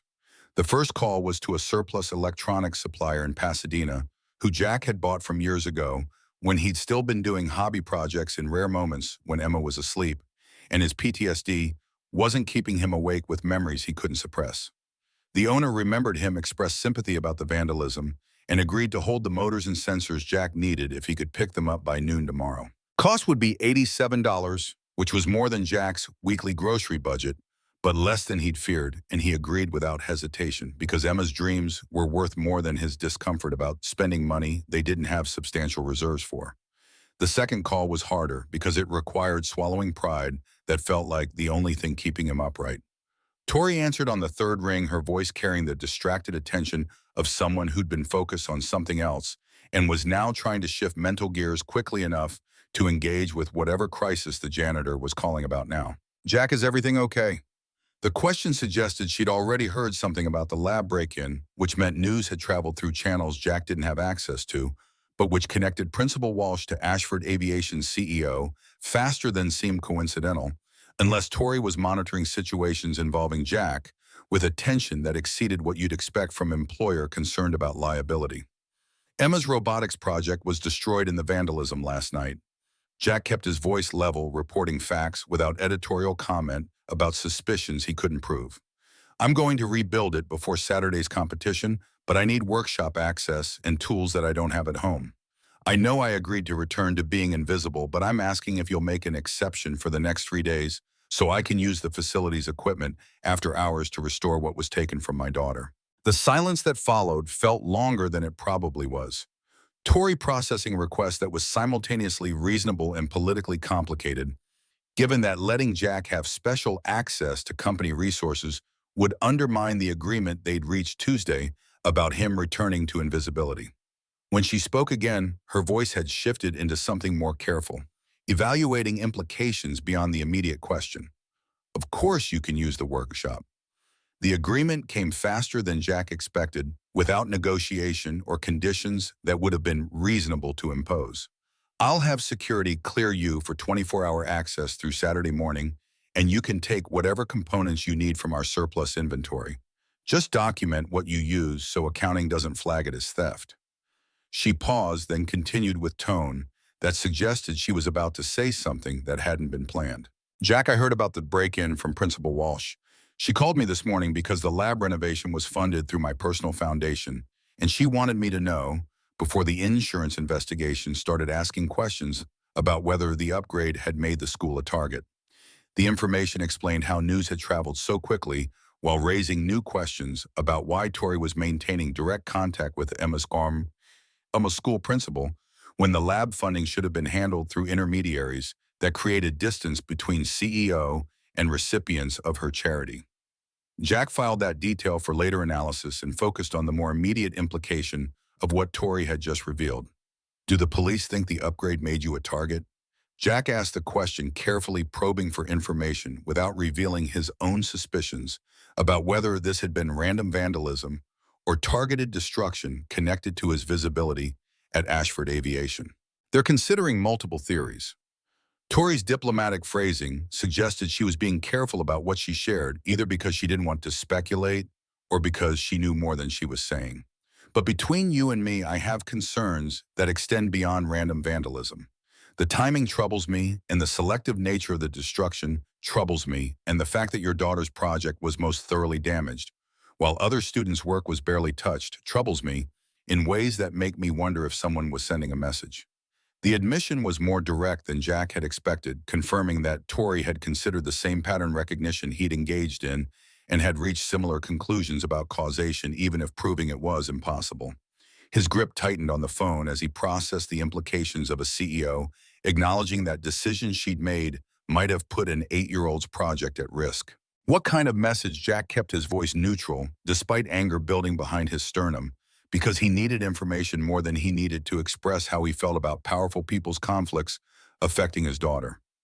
Tori was quiet for long enough that Jack wondered if the call had dropped, but finally she spoke with tone that carried the weight of someone about to reveal something they'd rather not acknowledge. 2 board members resigned this morning. They gave no explanation beyond citing differences with my management approach, but the timing suggests they were making a statement about my refusal to fire you despite their recommendation. I don't have evidence connecting their departure to the lab vandalism, but I also don't believe in coincidences when patterns are this obvious. The information should have felt like vindication of Jack's suspicions, confirmation that his visibility had indeed created complications that extended beyond his employment into targeting his daughter. Instead, it felt like drowning the recognition that 8-year-old Emma was now entangled in corporate power struggles she didn't understand and couldn't defend against because her father had been visible when invisibility was the only protection available to people with his resources. Jack closed his eyes and tried to steady his breathing before responding, because what he wanted to say would damage his relationship with Tori in ways that couldn't be repaired and would probably result in losing the workshop access he desperately needed to rebuild Emma's project. Father Brennan's warning about righteous anger becoming self-destructive pride echoed in his memory, but the priest's wisdom felt inadequate when you were trying to process the fact that your daughter had been hurt because you'd been competent. I need to go. Jack heard his voice coming from somewhere distant, disconnected from the rage and grief competing for dominance. Thank you for the workshop access. I'll document everything I use and I'll make sure Emma's project is ready for Saturday regardless of who's trying to stop her. Jack, Tori's voice carried urgency that suggested she wasn't done with this conversation, that she had more to say that couldn't be communicated over phone, where company systems might be recording every word. Can we meet tonight after your shift? There are things I need to tell you that I'd rather discuss in person. The request was both intriguing and concerning, suggesting Tori had information she was uncomfortable sharing through monitor channels. Jack should have declined, should have focused exclusively on rebuilding Emma's robot without getting further entangled in corporate politics that were already causing his daughter collateral damage. But curiosity and something that felt uncomfortably like hope that maybe Tori would have answers that made this situation less catastrophic combined to override his better judgment. Same coffee shop as Tuesday, 7:30 a.m. after my shift ends. Jack ended the call before Tori could respond, not giving her opportunity to propose different arrangements that might be more comfortable for her, but which would require him to sacrifice sleep he desperately needed if he was going to function through the next 3 days. Emma came home at 5:47, her backpack dragging, and her expression carrying the devastated confusion of someone whose world had just revealed itself as less fair than she'd believed. She didn't cry when Jack explained about Lightfinder being destroyed, didn't scream or throw things or demonstrate any of the emotional volatility that would have been age-appropriate responses to having 3 months of work eliminated by someone's cruelty. Instead, she just nodded slowly and asked in a small voice whether this meant she couldn't compete. Saturday, and Jack felt something crack in his chest that was probably his heartbreaking for a daughter who was learning too young that hard work wasn't always sufficient against forces you couldn't control. You're competing Saturday. Jack pulled Emma into his lap despite her being almost too big for this gesture, his arms wrapping around her with the fierce protectiveness that had defined his approach to parenting since Sarah's death. I'm going to rebuild Lightfinder over the next 3 days using the workshop at my job, and it's going to work exactly as well as it did before because what was destroyed was just components and wiring. Your design is still perfect, your code is still brilliant, and the person you are hasn't changed just because someone broke things you built. Emma was quiet for a moment, her head resting against Jack's shoulder in the way that meant she was processing difficult emotions and trying to be brave, even though being brave felt impossible. Do you think someone broke it on purpose because of you fixing that helicopter? The question demonstrated that Emma was considerably more perceptive than Jack had given her credit for that. She'd been tracking the timeline and had noticed patterns that suggested causation, even if an 8-year-old couldn't fully articulate the power dynamics at play. He could have lied, could have dismissed her suspicion as childish paranoia, but one thing Jack had promised himself after Sarah died was that he'd never lie to Emma about things that mattered. I don't know for certain. Jack chose his words carefully, honesty, without burdening her with adult complications she didn't need to carry. But yes, I think it's possible that someone was angry about decisions they couldn't control and decided to hurt me by hurting you. And if that's what happened, then the best response is showing them that breaking things doesn't stop us from building them better. Emma nodded against his shoulder, and they sat like that for several minutes, while the apartment's air conditioner rattled and the evening sun painted shadows across walls that had witnessed 6 years of Jack trying to be sufficient parent to a daughter who deserved more than he had resources to provide. Eventually, Emma pulled back and looked at him with expression that was heartbreaking in its determined optimism. Will you teach me how to fix it? Not just rebuild what was broken, but understand why each component matters. So next time I can repair things myself. The request transformed the situation from catastrophe into opportunity, reframing destruction as chance to develop skills Emma would need regardless of whether Lightfinder won competitions or impressed judges. Jack felt pride mixing with grief as he recognized that his daughter had inherited his tendency to find purpose in fixing broken things, and he nodded agreement while silently praying that this particular inheritance wouldn't cost her as much as it had cost him. They worked together that evening after Jack made dinner, spreading Lightfinder's remains across the kitchen table and cataloging what could be salvaged versus what needed replacement. Emma took notes in her careful handwriting, documenting each component's function in the specific ways damage had compromised functionality, and Jack explained repair sequences while thinking about all the times he'd done similar assessments on helicopters in conditions considerably less comfortable than their kitchen. The work was intimate and patient and exactly what both of them needed, the focused attention that created temporary sanctuary from circumstances they couldn't control. At 9 p.m., Jack tucked Emma into bed and kissed her forehead and promised that everything would be okay, even though he had no evidence supporting that claim beyond determination that he'd make it true regardless of cost. Emma fell asleep quickly with the particular exhaustion that came from emotional trauma mixing with physical tiredness, and Jack stood in her doorway watching her breathe with the hypervigilance that had never quite left him since Afghanistan, the constant awareness that the people you loved could disappear if you stopped paying attention for even a moment. His shift at Ashford Aviation began at 11:07, and Jack moved through the facility with the mechanical efficiency of someone whose mind was elsewhere, cleaning floors, while mentally rehearsing the build sequence for Emma's robot, and calculating whether 3 nights would be sufficient to restore functionality or whether he was making promises to his daughter that circumstances would reveal as false comfort. The engineers working late on the additional helicopters nodded acknowledgement as he passed, no longer ignoring him, but also uncertain how to interact with someone whose status had shifted from invisible to complicated, and Jack returned the gestures with minimal effort that suggested he neither needed nor wanted extended interaction.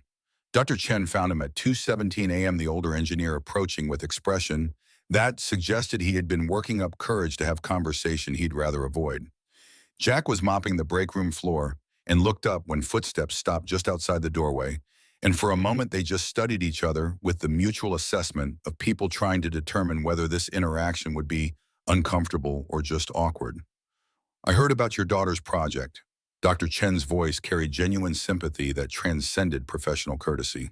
"I wanted you to know that if you need any assistance with repairs or if there are components in our surplus inventory that would be useful, you have my authorization to access whatever you need.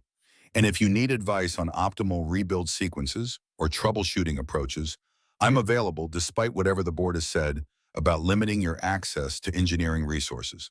The offer was generous and risky, Dr. Chen, putting himself between Jack and board directives in ways that could cost him credibility, or worse, if the politics escalated further. Jack felt gratitude mixing with the uncomfortable recognition that his visibility was creating ripples that affected people beyond himself, that Dr. Chen's kindness might result in him becoming collateral damage in conflicts he hadn't signed up for. "I appreciate that." Jack kept his response simple, not wanting to implicate Dr. Chen further by accepting support that exceeded what was offered. "I've been cleared for workshop access through Saturday, and I have a parts list for what I need. But thank you for the offer and for treating my daughter's project as something that matters even though she's 8 and competing against kids with better resources." Dr. Chen nodded slowly, then said something that suggested he understood more about class dynamics than his Caltech pedigree might imply. "My father was a machinist in Taiwan who saved for 15 years to send me to graduate school in America. I built my first engineering project in his workshop using scrap metal and components he salvaged from broken equipment at the factory where he worked. Your daughter's situation reminds me that the children who build things from limitations often develop skills that children with unlimited resources never need to learn.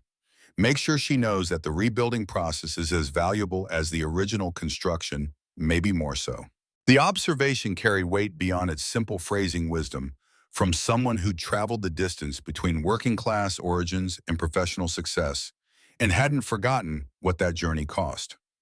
Jack thanked him again and returned to mopping while Dr. Chen walked back to the test hangar, and for the rest of his shift, Jack thought about the difference between people who remembered where they came from versus people who rewrote their histories to erase the parts that didn't fit the narratives they wanted to project. 7:30 a.m. found Jack back at the Montrose coffee shop, exhaustion making his vision slightly unfocused, but determination keeping him upright because Tori had information she couldn't share over phone, and Jack needed to understand what was happening before he could determine how to protect Emma from further collateral damage. Tori arrived at 7:37, looking like she hadn't slept much either, her usual rigid control softened by weariness that made her seem more human than CEO. Thank you for meeting. Tori sat down across from Jack with coffee she didn't drink, her hands wrapped around the cup as if seeking warmth, despite September's heat making the coffee shop's air conditioning barely adequate. I have information about the board members who resigned that I think you need to hear. But first I need to know if you're serious about pursuing whether the lab vandalism was targeted, or if you're willing to accept that we may never have proof, even if our suspicions are correct. Jack had thought about this question during his shift, weighing whether pursuing suspicions without evidence would make things better or worse for Emma versus accepting ambiguity and focusing exclusively on rebuilding her project. The calculus kept coming back to the same conclusion: if someone had deliberately targeted his daughter to send him a message, then accepting that without response was teaching Emma that powerful people could hurt you with impunity as long as they avoided leaving evidence that definitively proved intent. I need to know. Jack heard the exhaustion in his own voice. 6 years of trying to avoid exactly this kind of situation, having failed spectacularly because he'd been visible for 30 seconds in a hangar where someone had decided his competence was threatening.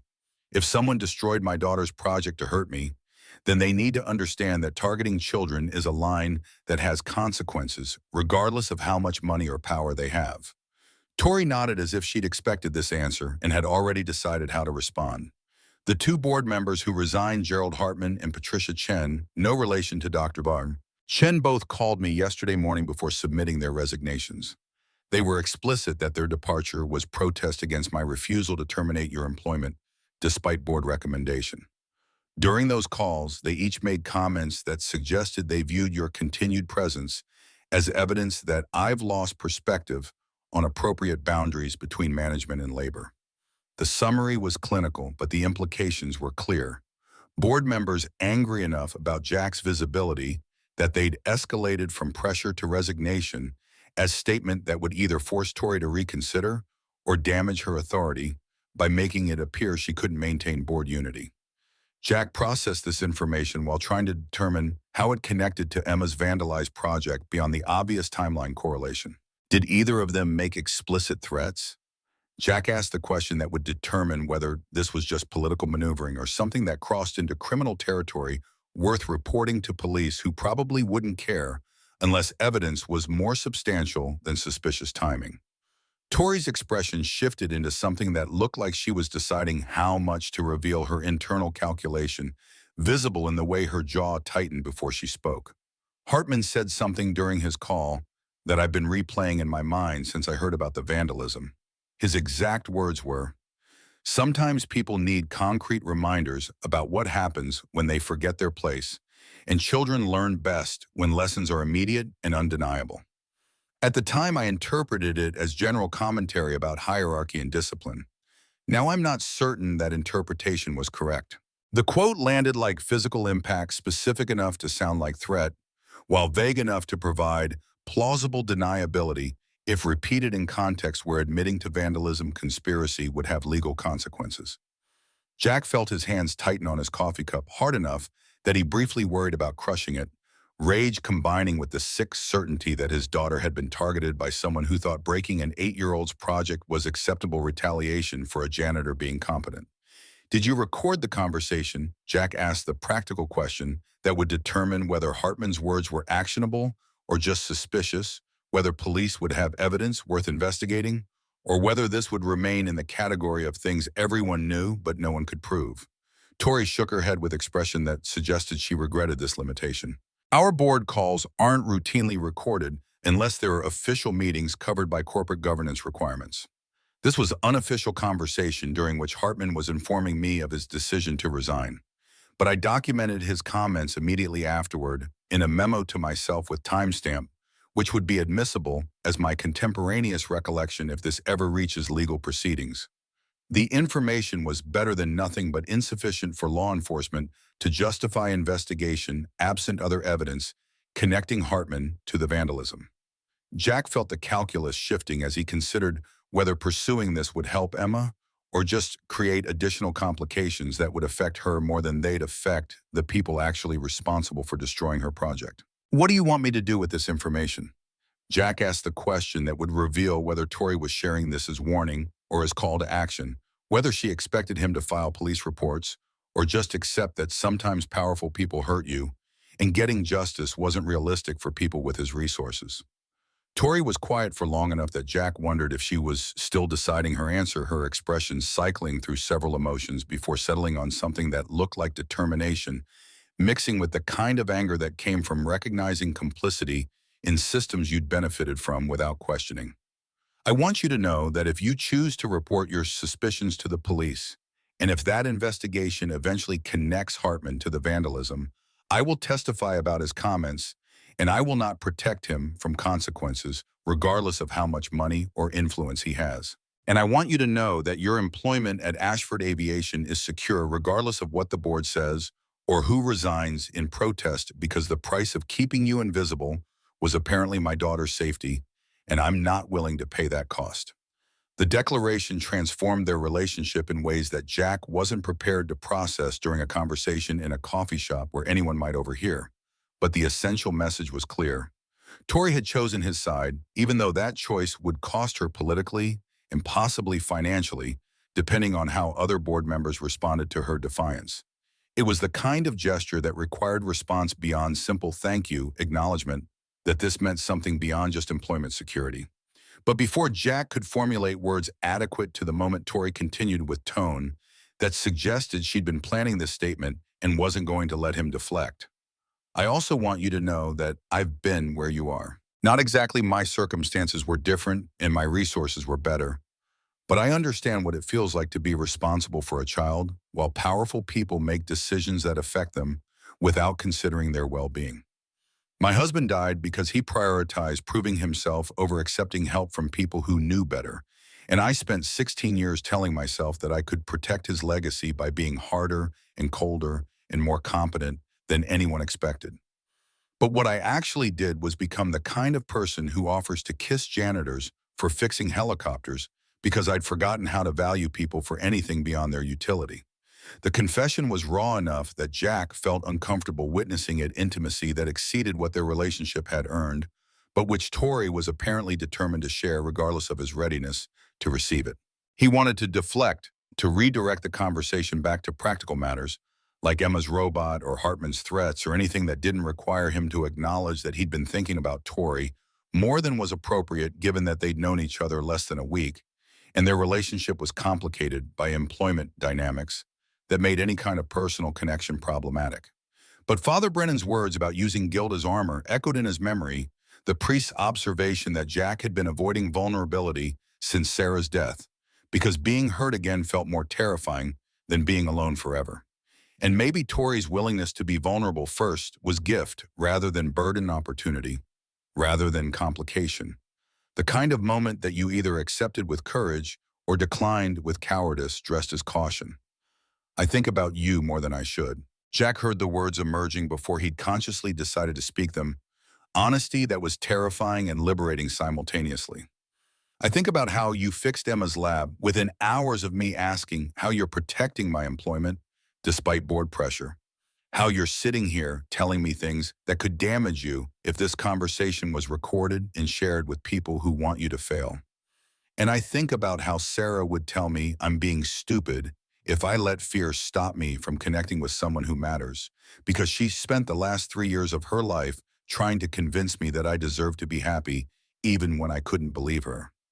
The admission transformed the silence between them from awkward to charged acknowledgement that whatever was happening here exceeded professional courtesy or mutual respect and had progressed into territory that was simultaneously promising and dangerous.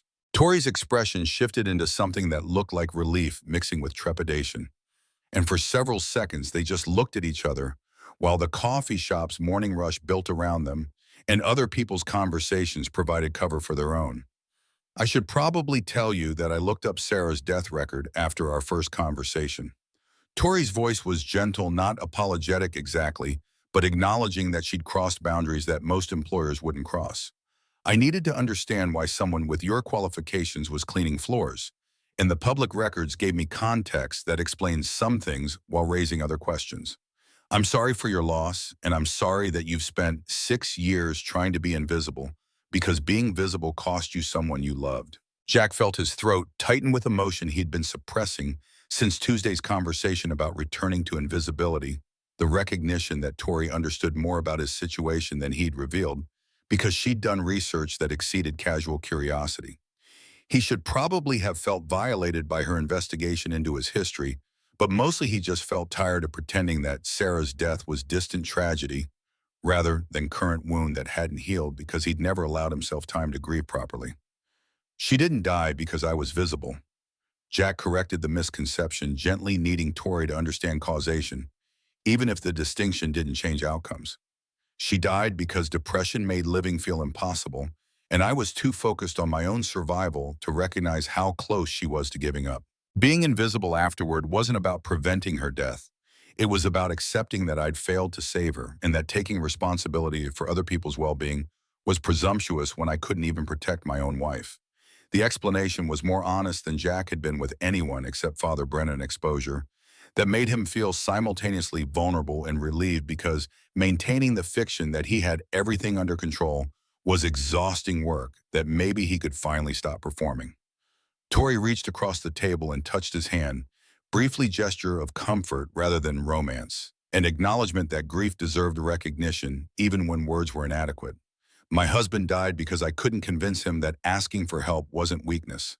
Her voice carried weight of someone who'd spent 16 years carrying guilt that hadn't diminished with time. He test flew a prototype he'd designed despite my begging him to hire someone else.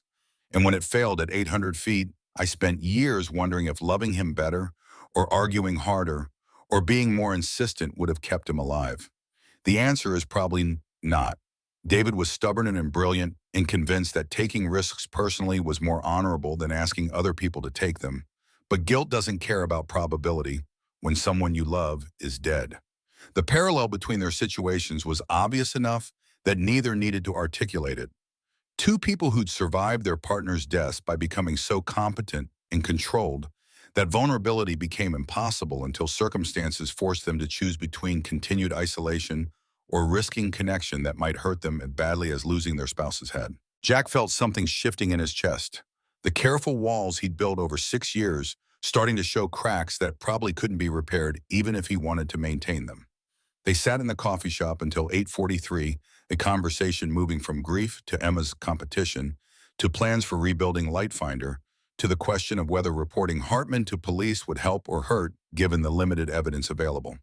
Eventually, they acknowledged that Jack needed sleep before his next shift, and Tori had meetings that couldn't be postponed, but the departure felt different than Tuesday's coffee shop conversation, less like ending uncomfortable business transaction, and more like pausing connection that would resume when circumstances allowed. Jack drove home and slept for 6 hours with fewer nightmares than usual. Dreams of Sarah mixed with images of helicopters and Emma's disappointed face transforming into something that felt closer to peace than the usual guilt-laden exhaustion that defined his sleep. When he woke, Emma was home from school and already working on her presentation for Saturday's competition, her determination apparently undiminished by having her project destroyed, and Jack felt pride mixing with the fierce protectiveness that had defined his approach to parenting since the day he'd become solely responsible for keeping this brilliant child alive and functional, and convinced that the world was worth engaging with despite evidence suggesting otherwise. They spent Thursday evening in Ashford Aviation's workshop, Jack having picked up the replacement parts from Pasadena and Emma learning advanced soldering techniques, while her father guided her through rebuild sequences that were considerably more sophisticated than her original construction. The work was intimate and patient, Jack explaining not just how to fix things, but why each component mattered, and what failure modes to watch for, and how to diagnose problems before they became catastrophic.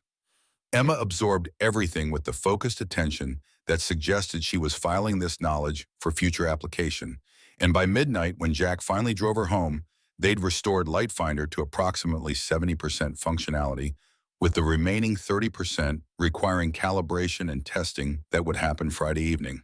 Friday brought word that Gerald Hartman had been interviewed by police investigating the Landale Elementary vandalism after an anonymous tip, probably from Tori, though she'd never admit it, suggested he might have information relevant to the case. No charges had been filed, but Hartman's attorney had issued a statement expressing outrage at the implication that a respected businessman would be involved in targeting children, and the Houston Chronicle had run a brief article noting that Ashford Aviation was experiencing board conflicts following a successful contract demonstration earlier that week. The publicity made Jack simultaneously grateful and uncomfortable, recognition that their situation was now public enough that denying connections between the helicopter repair and the vandalism would be difficult. Emma noticed the newspaper article when Jack's neighbor mentioned it during pickup Friday afternoon, and she'd asked with 8-year-old directness whether this meant people knew her dad was important now or whether being in the news was a bad thing that created problems. It means people know what happened, which is neither good nor bad, but just creates consequences we'll deal with as they arise.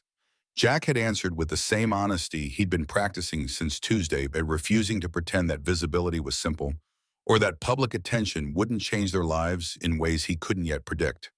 But it also means that if someone did target your project deliberately, they're going to have harder time pretending it was random vandalism when newspapers are documenting the timeline. Saturday morning arrived with the particular anticipation that preceded events you'd been preparing for but couldn't fully control, and Jack drove Emma to Landale Elementary at 8:47 with light finders secured in the back seat and his daughter's presentation notes spread across her lap. The competition had expanded from regional to statewide after several judges had expressed interest in seeing projects from schools that typically didn't have resources to participate, and the gymnasium was filled with parents and students and robotics enthusiasts who'd come to watch 60 kids demonstrate what they'd built over 3 months. Emma's turn came at 10:36, her presentation smooth and confident as she explained Lightfinder's design philosophy and navigation algorithm, and the modifications she'd made during the rebuild process that had actually improved functionality beyond original specifications. The robot performed flawlessly, completing the obstacle course in 1 minute 43 seconds, 17 seconds faster than her best previous time. And when the judges announced that Emma Reeves from Landale Elementary had taken first place in the elementary division, Jack felt something in his chest that might have been pride or might have been grief for all the years when Sarah should have been here to witness their daughter's triumph. Emma ran to him after accepting her trophy and first place medal, throwing her arms around his neck and whispering that she couldn't have done it without him, and Jack held her tight while thinking about all the things that had led to this moment, Sarah's death and his decision to become invisible, and the helicopter repair that had destroyed that invisibility, and the vandalism that had forced him to rebuild Emma's project while teaching her skills she'd need for the rest of her life. The sequence felt simultaneously random and inevitable chaos organizing itself into pattern that suggested maybe meaning could be extracted from suffering if you were patient enough to wait for clarity. Tori attended the competition, though she sat in the back where Emma wouldn't notice her presence and where Jack could pretend he hadn't been looking for her, even though he absolutely had been. After the awards ceremony, she approached with expression that was carefully neutral, but which her eyes betrayed as carrying emotions she wasn't ready to name in public space where his daughter might witness. She did beautifully.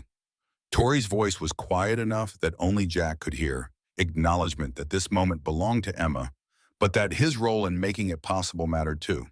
And you taught her something more valuable than just robotics, that being hurt doesn't mean staying broken, that rebuilding is its own form of creation. The observation was more eloquent than Jack's exhausted brain could match 6 days of minimal sleep and maximum stress, having depleted his capacity for articulating the complex emotions that Tori's presence evoked. But Emma noticed them talking and came over with her trophy and her medal and her presentation boards, and Tori knelt down to Emma's level with the same attention she probably gave to board meetings and contract negotiations. "Your father tells me you want to be an aerospace engineer." Tori's voice carried genuine interest rather than condescending, adult talking to child tone. "That's a remarkable goal, and based on what I saw today, you have the intelligence and determination to achieve it. If you're interested, Ashford Aviation has a summer internship program for high school students who want to learn about aircraft design. It's several years away for you, but I wanted you to know that when you're ready, there's a place for people who build things and fix things and refuse to give up when circumstances make success difficult." Emma looked at Jack as if seeking permission to be excited about offer that was years premature, but which represented possibility that maybe her dreams weren't unrealistic given her circumstances. Jack nodded slightly, and Emma turned back to Tori with the serious expression she used when making important statements. Thank you. My dad says that people who fix broken things are the most important people because anyone can break something, but fixing requires you to understand how it works. So I want to learn how everything works, so I can fix whatever gets broken. The philosophy was pure Jack filtered through 8-year-old worldview, and he felt his throat tighten with the recognition that Emma had internalized lessons he hadn't realized he was teaching. Tori smiled with expression that looked genuine rather than performative, and for a moment the three of them stood in the gymnasium, while around them other families celebrated their own children's achievements, and nobody seemed to notice or care that a CEO was talking to a janitor's daughter about aerospace engineering careers that were decades away. Eventually, Emma ran off to show her trophy to classmates, and Jack found himself standing alone with Tori in space that felt simultaneously public and intimate, their relationship existing in the uncomfortable zone between professional and personal that neither had explicitly defined, but which required addressing before complications became unmanageable. I need to tell you something. Tori's voice carried the particular tension of someone about to reveal information they'd rather not share, but which honesty demanded they disclose. The board met Thursday evening and voted to offer me an ultimatum. Either you're terminated immediately or they're initiating the process to remove me as CEO. I have 30 days to decide, and if I choose to keep you employed, they'll execute the removal and install someone who will fire you within their first week.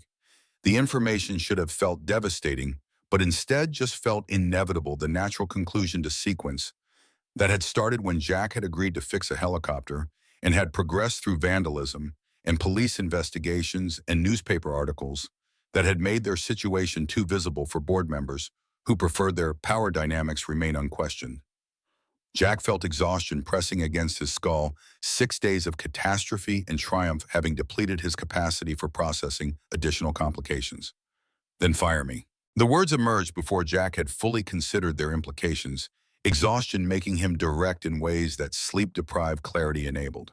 Fire me, tell the board you followed their recommendation, and let this situation resolve itself so Emma isn't affected by conflicts she didn't create and can't control. I'll find other work and we'll be fine, and you'll keep the company that 217 people depend on. Tori looked at him with expression that suggested she'd anticipated this response and had already decided it was unacceptable. I spent 16 years building a company on the principle that competence matters more than credentials, and that the people who do the actual work deserve recognition regardless of their titles. If I fire you to appease board members who are threatened by someone being good at their job, then I'm admitting that everything I've built is performative rather than principled. The pause felt weighted. So I'm not firing you, which means I'll probably lose the CEO position within 60 days, which means Ashford Aviation will be run by someone who cares more about hierarchy than innovation. And I'm telling you this now because you deserve to know that choosing you has consequences that extend beyond your employment. The declaration was simultaneously flattering and terrifying recognition that Tori was willing to sacrifice her position rather than compromise on principles that apparently included protecting a janitor who'd fixed one helicopter. Jack should have felt grateful, but instead felt the weight of responsibility he'd been trying to avoid for 6 years, the recognition that his choices affected other people in ways he couldn't control and couldn't predict and couldn't protect them from even when their suffering was direct result of him being visible. Don't make me responsible for saving you. Jack's voice came out rougher than intended, 6 years of suppressed frustration finding release. I spent Sarah's entire illness trying to save her from depression I couldn't fix. And when that failed, I spent 6 years trying to save Emma from a world that doesn't care about kids whose parents don't have money. I don't have capacity to also save you from board members or corporate politics or whatever other consequences come from you deciding that I matter more than your career. So if you're making this choice, make it because it's what you need to do for yourself, not because you think I need protecting. The objection was probably unfair, but Jack was too exhausted to care about fairness when what he actually needed was for someone to acknowledge that he'd already accepted more responsibility than one person should carry, and that being someone else's reason for self-sacrifice was weight he couldn't add without collapsing entirely. Tori's expression shifted through several emotions before settling on something that looked like understanding, mixing with the kind of respect that came from recognizing when someone's boundaries were legitimate, even if they were inconvenient. You're right, her voice was quieter than before acknowledgement that Jack's objection was valid even if uncomfortable. I'm making this choice because firing you would mean accepting that power matters more than principle, and I'd rather lose my position than become the kind of person who believes that. But you're not responsible for my choices or their consequences. Those are mine to carry. The clarification helped, even though it didn't resolve the fundamental tension between them, and Jack nodded acceptance while trying to ignore the voice in his head that sounded uncomfortably like Sarah reminding him that sometimes people who loved you made sacrifices you hadn't asked for, and that rejecting those sacrifices because they made you uncomfortable was its own form of selfishness. They stood in the gymnasium, while around them families departed and the judges began disassembling the competition course, and eventually Tori said she needed to leave, and Jack agreed that he should collect Emma and get her home. But before Tori left, she touched Jack's arm with gesture that was brief but deliberate connection that transcended words, and which promised something neither was ready to name, but which felt like possibility rather than complication for the first time since Monday's helicopter repair had destroyed his comfortable invisibility. That night, after Emma fell asleep, clutching her trophy and her medal, and talking about aerospace engineering, summer internships that were 8 years away, but which she'd already started planning for Jack, sat on their apartment's small balcony and called Father Brennan to report that Emma had won her competition and that Tori was about to lose her CEO position for refusing to fire him, and that maybe the priest had been right about Jack using guilt as armor against forming connections that made him vulnerable. Father Brennan listened without interrupting, and when Jack finished, the priest was quiet for long enough that Jack wondered if the call had dropped. But finally, Father Brennan spoke with the particular authority that came from 68 years of watching people make choices that defined who they became rather than just what they accomplished. Sarah would be proud of you. Not because Emma won, though she would be proud of that too, but because you let someone matter to you again, even though being hurt feels more terrifying than being alone. And if Victoria Ashford loses her position because she chose principle over convenience, that tells you something important about who she is and whether she deserves the risk you're taking by letting her into your life. The counsel was probably wise and definitely correct, and Jack accepted it with the gratitude that came from having someone in his life who understood that healing wasn't linear and that moving forward didn't require forgetting what you'd lost along the way. They talked for another 20 minutes about Emma's competition and whether Jack should look for other employment preemptively or wait to see how the board's situation resolved, and eventually Jack thanked Father Brennan and ended the call and sat in the September heat that felt less oppressive now that crisis had shifted from immediate to merely ongoing. Monday morning brought news that the board had accelerated their timeline, giving Tori 72 hours rather than 30 days to terminate Jack's employment or face immediate removal as CEO. Tori responded by issuing a press release explaining that Ashford Aviation's success had always been built on recognizing competence regardless of credentials, and that any board members uncomfortable with that principle should resign rather than attempting to force the company to abandon its founding values. 3 more board members resigned within hours, and by Tuesday afternoon, the composition of Ashford Aviation's board had shifted enough that Tori's support was now majority rather than minority, and the pressure to fire Jack had evaporated as suddenly as it had emerged. Gerald Hartman was never charged with the Landale Elementary vandalism, though the police investigation remained open, and his reputation in Houston's business community had been damaged enough that 2 companies had quietly removed him from their boards. Principal Walsh reported that the school had received an anonymous donation of $50,000 to expand the STEM program and provide scholarships for students who couldn't afford competition fees, and Jack suspected he knew exactly who'd made that donation, even though Tori never mentioned it and he never asked. Emma's project attracted attention from Rice University's engineering department, and she'd been invited to present Lightfinder at their annual robotics showcase in October, despite being 8 years old and technically a decade too young for university events. Jack had agreed to let her participate after confirming that the presentation would be age-appropriate and that Emma understood this was opportunity rather than pressure to perform beyond her years. And Tori had invited Jack and Emma to dinner at her penthouse the following Saturday, an invitation that felt like it meant something beyond just appreciation for fixing her helicopter or gratitude for the complications his visibility had created. Jack had accepted without overthinking it because Father Brennan was right that using guilt as armor meant never risking the kind of connection that made life feel like more than just surviving until the next crisis emerged. The dinner was easier than Jack had feared, Tori demonstrating that beneath the CEO persona was someone who could laugh at herself when the pasta she'd attempted to cook came out approximately the consistency of rubber, and who listened to Emma explain aerospace engineering principles with the same attention she probably gave to board presentations. Emma had liked Tori immediately in the way that 8-year-olds recognized when adults were genuine rather than performing, and by the end of the evening she'd asked with a directness that made filtering impossible whether Miss Ashford was going to be her dad's girlfriend now.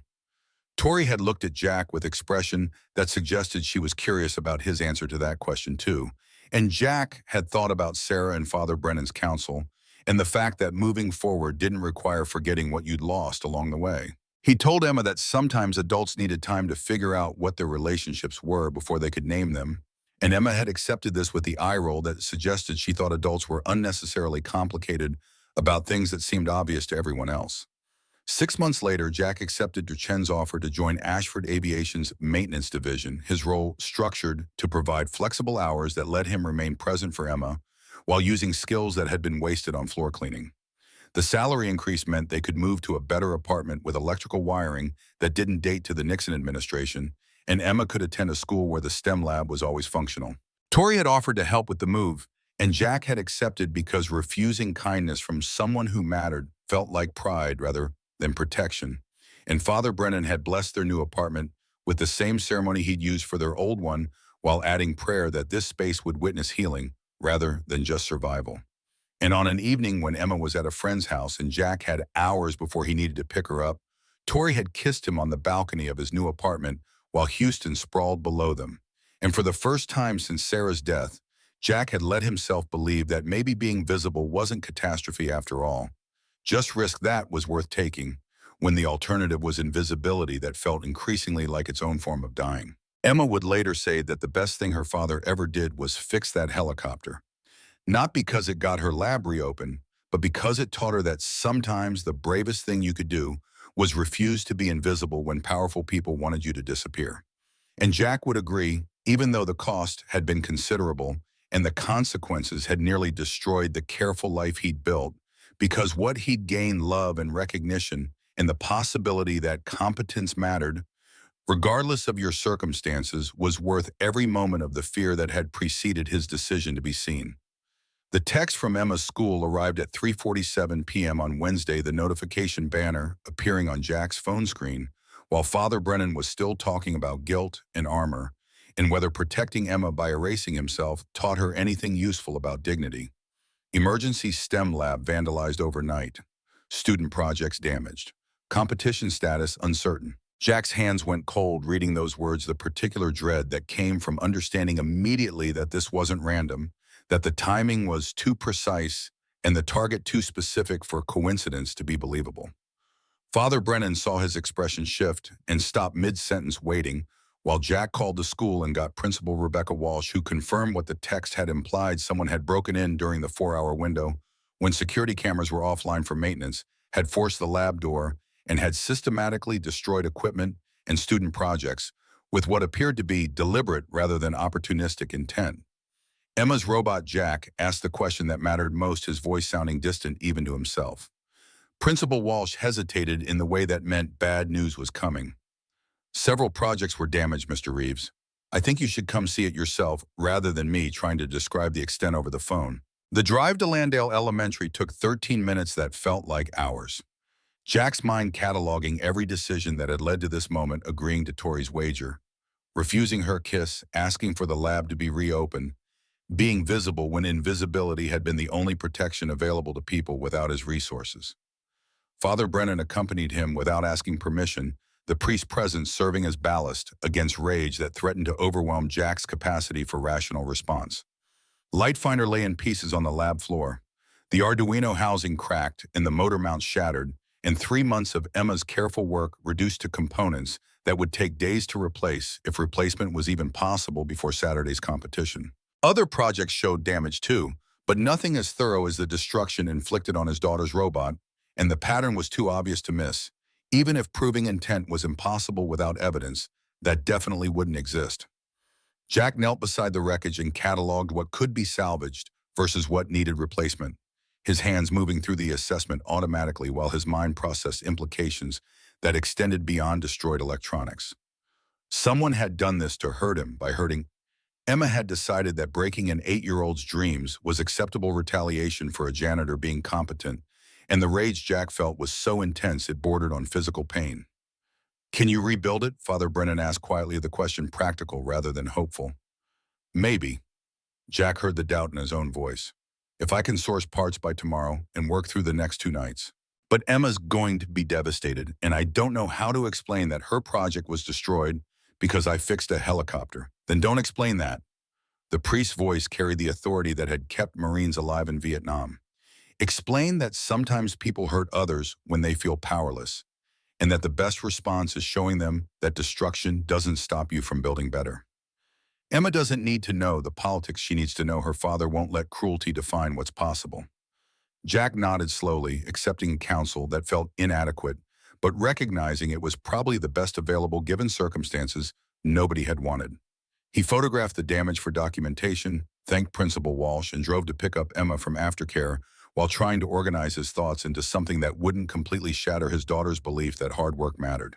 Emma cried when she saw Lightfinder's remains, the kind of quiet tears that were worse than screaming because they suggested something had broken inside her that might not heal.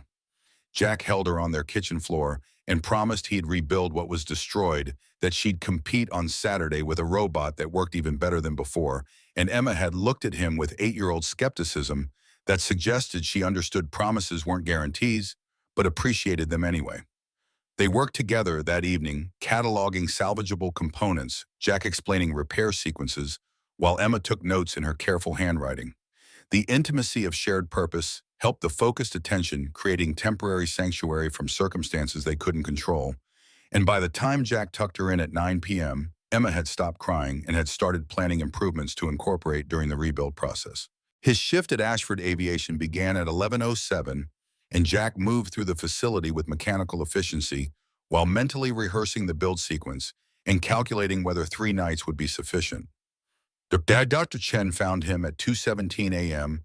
and offered access to surplus inventory and advice on optimal rebuild approaches, the generosity surprising Jack because risking board displeasure to help a janitor's daughter required courage that exceeded what job security typically justified.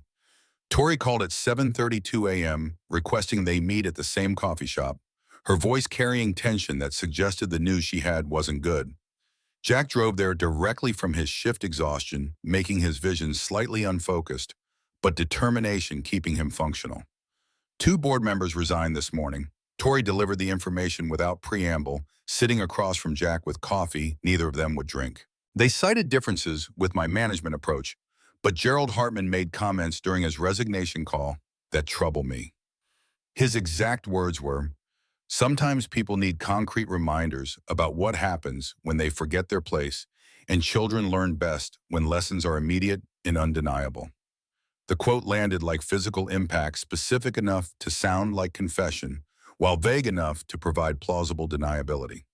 Jack felt his jaw tighten rage, combining with the sick certainty that his visibility had cost Emma her project. "Did you record it?" Jack asked the practical question that would determine whether Hartman's words were actionable. "No, but I documented his comments immediately afterward with timestamp." Tori's expression carried the frustration of someone who recognized the limitations of testimony without corroboration. "If you want to report your suspicions to police, and if that investigation eventually connects Hartman to the vandalism, I'll testify about what he said. And I want you to know that your employment is secure regardless of what the board demands, because the price of keeping you invisible was apparently your daughter's safety, and I'm not willing to pay that cost." The declaration transformed their relationship in ways Jack wasn't prepared to process during a conversation where anyone might overhear. Before he could formulate adequate response, Tori continued with tone, suggesting she'd been planning this statement.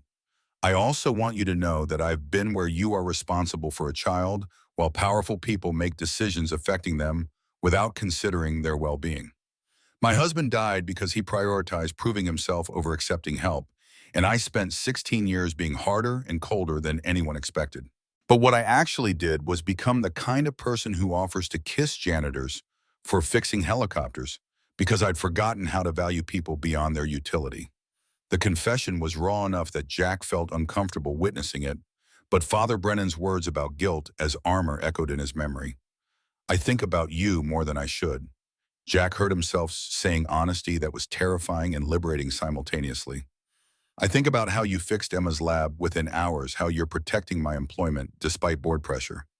And I think about how Sarah would tell me I'm being stupid if I let fear stop me from connecting with someone who matters. Tori reached across the table and touched his hand, briefly acknowledgement that whatever was happening here exceeded professional courtesy.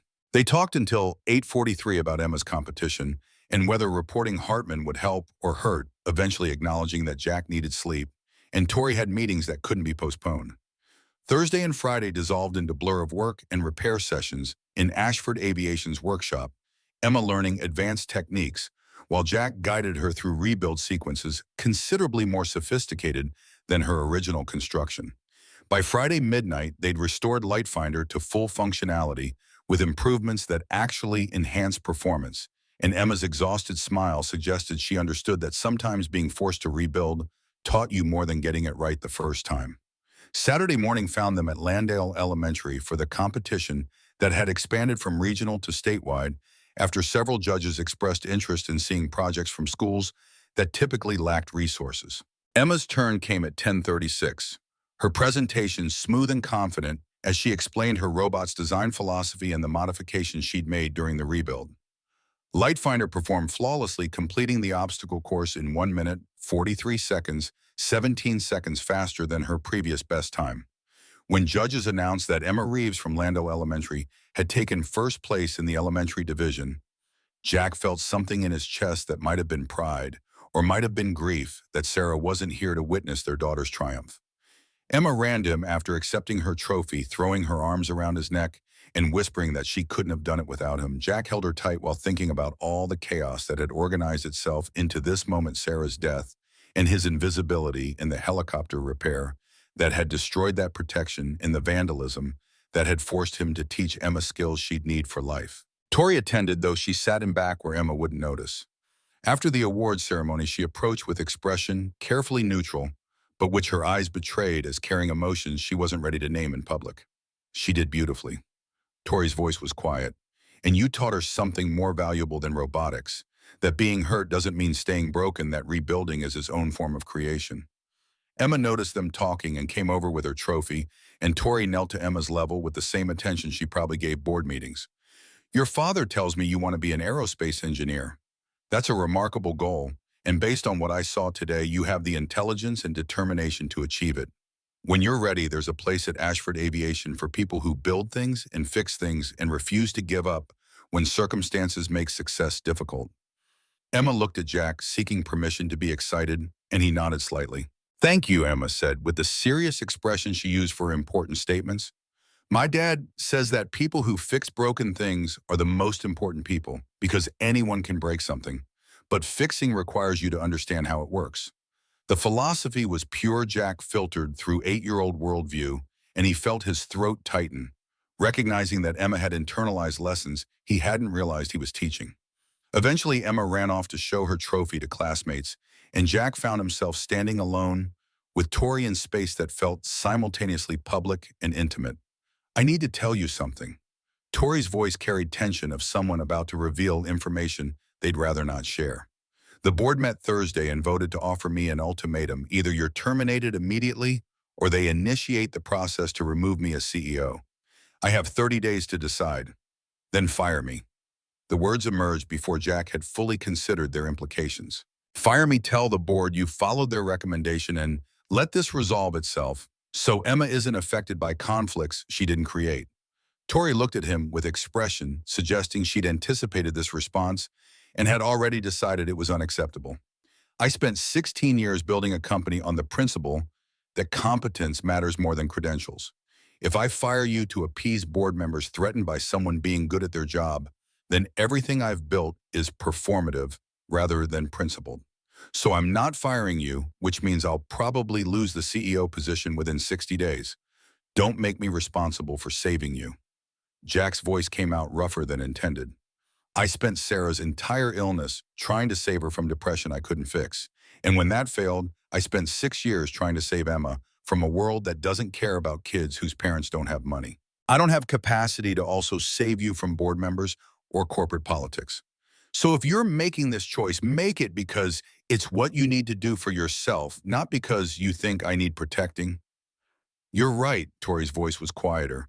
I'm making this choice because firing you would mean accepting that power matters more than principle, and I'd rather lose my position than become that person. But you're not responsible for my choices or their consequences. They stood in the gymnasium while around them, families departed, and eventually Tori said she needed to leave. But before she left, she touched Jack's arm with gesture that was brief but deliberate connection that transcended words and promised something neither was ready to name, but which felt like possibility rather than complication. That night, after Emma fell asleep clutching her trophy, Jack called Father Brennan to report that Emma had won and that Tori was about to lose her CEO position for refusing to fire him, and that maybe the priest had been right about using guilt as armor against forming connections. Father Brennan listened without interrupting, and when Jack finished, the priest was quiet for a long moment. Sarah would be proud of you, not because Emma won, though she would be proud of that too, but because you let someone matter to you again, even though being hurt feels more terrifying than being alone.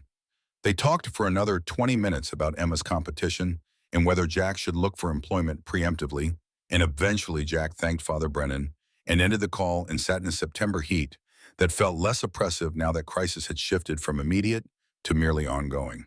Monday brought news that the board had accelerated their timeline, giving Tori 72 hours to terminate Jack's employment or face immediate removal as CEO. Tori responded by issuing press release explaining that Ashford Aviation's success had always been built on recognizing competence, regardless of credentials, and that any board members uncomfortable with that principle should resign rather than attempting to force the company to abandon its founding values.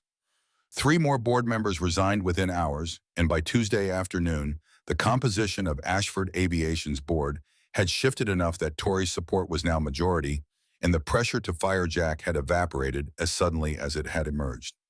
Gerald Hartman was never charged with the Landale Elementary vandalism, though the police investigation remained open, and his reputation in Houston's business community had been damaged enough that 2 companies had quietly removed him from their boards.